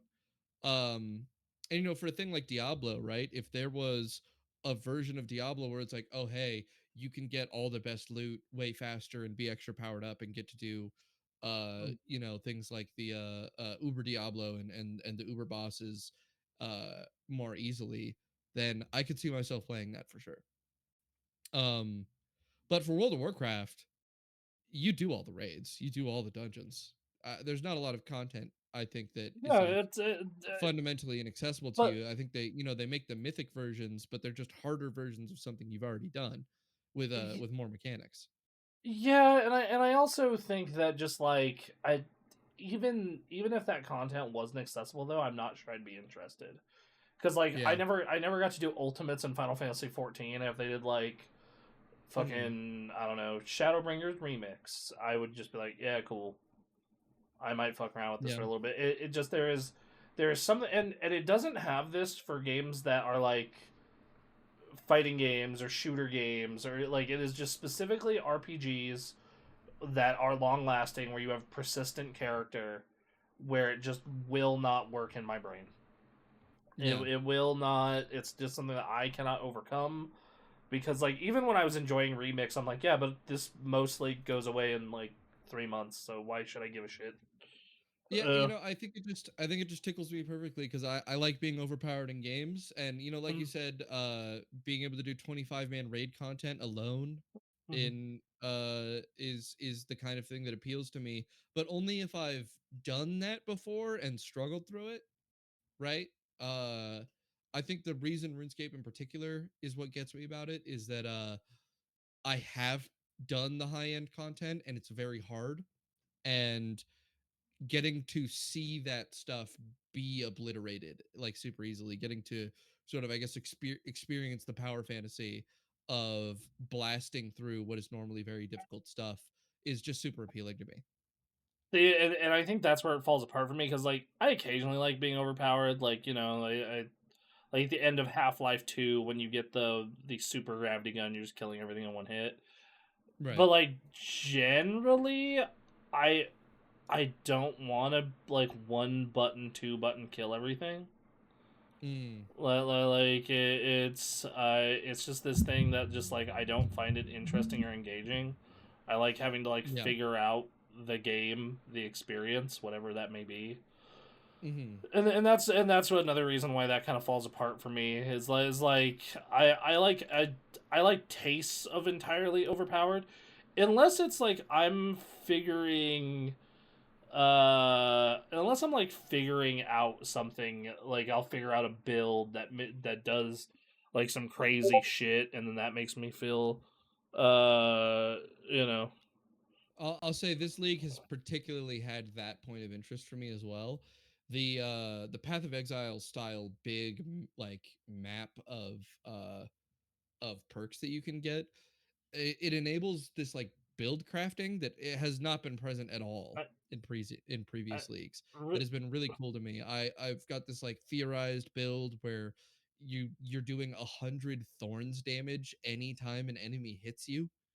yeah, Like you I could pull off re, insane shit re, if you just real really perfectly tune it. real quick. We have a comment from a guy named Down Bad Productions. I don't know how it is all related to the discussion we're having, but I'm just like, I yeah, can't me wait for too, the John bro. Wick game. Yeah, you can't wait for the John Wick game. That's done by the Space Marine 2 guys. I'm pretty stoked for that myself. It was just I didn't know there was a John Wick game coming out. And yeah, I this covered game news on a podcast about it. yeah, they showed it off at the Game Awards. I don't think you were at our Game Awards viewing this year is why. I was not. I did not get to Yeah. make it to that. Yeah, well, you'll have to be at this year's viewing. It'll be a good Yeah, time. it will be a Uh, good time. so yeah, thank you, Down Bad Productions. I hope you sub. I hope you like our content. But All right, yeah, continue what I you think say. I think that uh if enough work is put into it, I mean, Leagues is very successful for RuneScape. It's been like a ridiculously successful part of the game, so much so that they infamously every year have like horrible problems with their servers because I mean this year I had an issue where I almost didn't get to log in because they have like they have like dozens of worlds for this thing. They have dozens of servers for it and almost all of them were full. Hmm. It is really popular, RuneScape leagues. It seems it draws a lot of people back into the game I who mean, aren't normally it playing makes for the experience. sense in the case of that game, especially. I would think because it's. I think it makes sense in particular for that kind of game because Yeah. I think that RuneScape is a kind of game that I at least picture having a lot of people drop off of it and then like come back.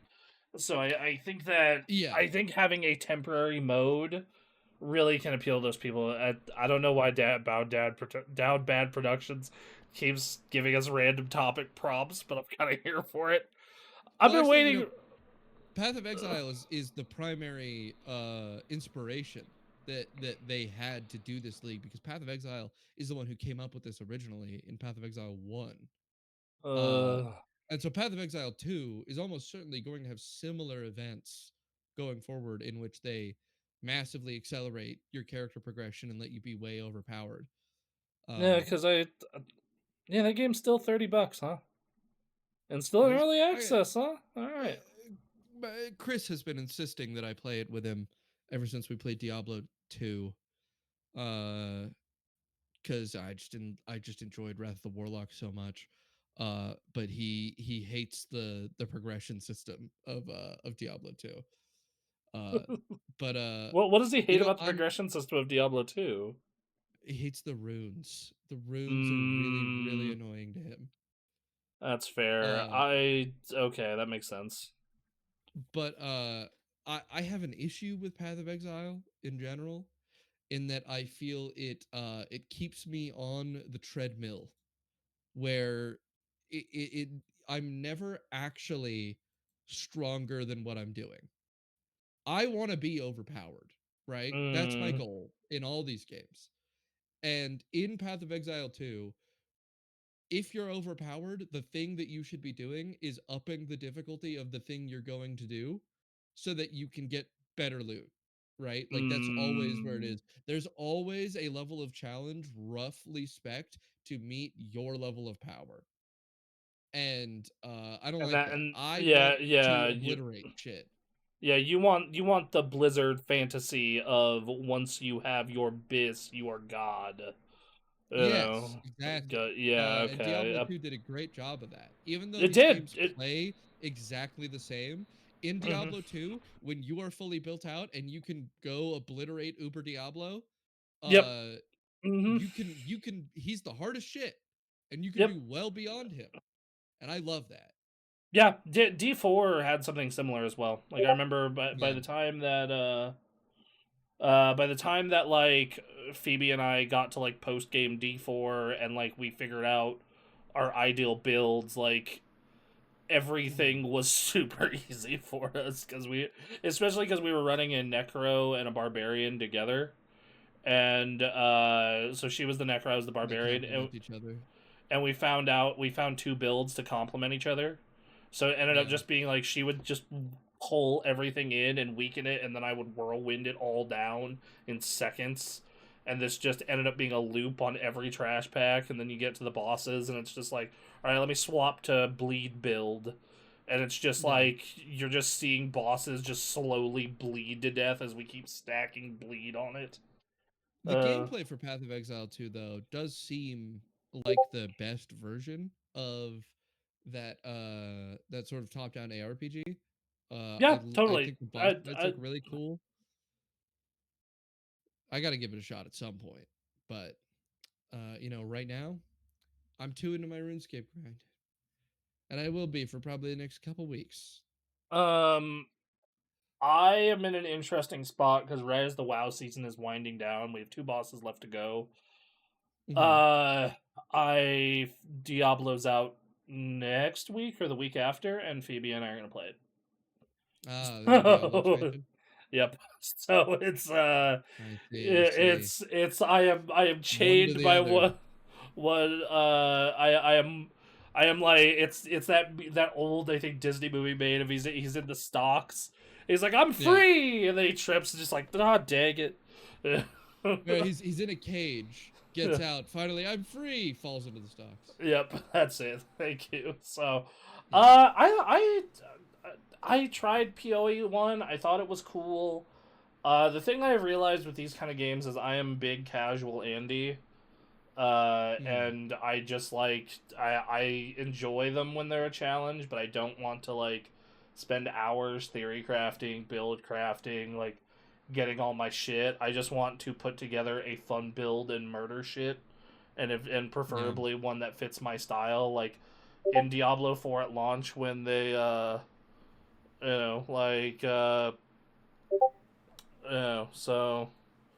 Yeah. so yeah like Yeah, I think but yeah, I don't have any further games to bring up unless you do. Otherwise, I think um we've about y- done a show. yeah, I think that's pretty much it. I think we've just agreed this is a 3 hour show now. I've Yeah. just accepted it. Yeah. I want it to be shorter. I want it But to be but we have more to talk about every time. it's just like we can't stop. We can't help Can't stop ourselves. ourselves. Yeah. Okay. Well, anyway, Hey guys, we'll be back next week. I'm gonna try and get clips and segments made for the show at minimum timestamps once Emily's back. Hmm. It's kind of one of those things where I'm trying to. I had some stuff happen in my like personal life that's been difficult to deal with, Certainly been a bit busy. on top of that, like just trying to adjust to a work from office schedule has been Yeah. hard, especially with as Duncan knows, it's kind of not the longest commute you could have in the area, but probably the second longest. So, Yeah. It's a bit yeah. of a distance. So it's been kind of hard to adjust that. But I'm gonna try and get clips going again. I know Anthony and I have some projects that we're working on, and I think Duncan has some ideas from some stuff. So we're trying to get going, but it's just been it's a bit we're We're riding working this. on the content, but go watch our existing content as well. Yeah, a lot of people like your China video. Got more comments this week. Oh, I gotta China. take a look at that. Um, I started reading one of the novels. One of the comments asked me to, because he said, "Oh, you should check out Pursuit of the Truth by Ergan." And at first I was like, "Well, yes, I should," but also I definitely know what that is. I talk about Ergan in the video. um, people don't always pay attention. Yeah, it was great. Uh, It's been a great novel so far. yeah. So yeah. Anyway, we're Yeah, that's a show. Everybody, we'll be we'll back. talk We to you love guys you. next week. Bye. I Sub, like, all that garbage.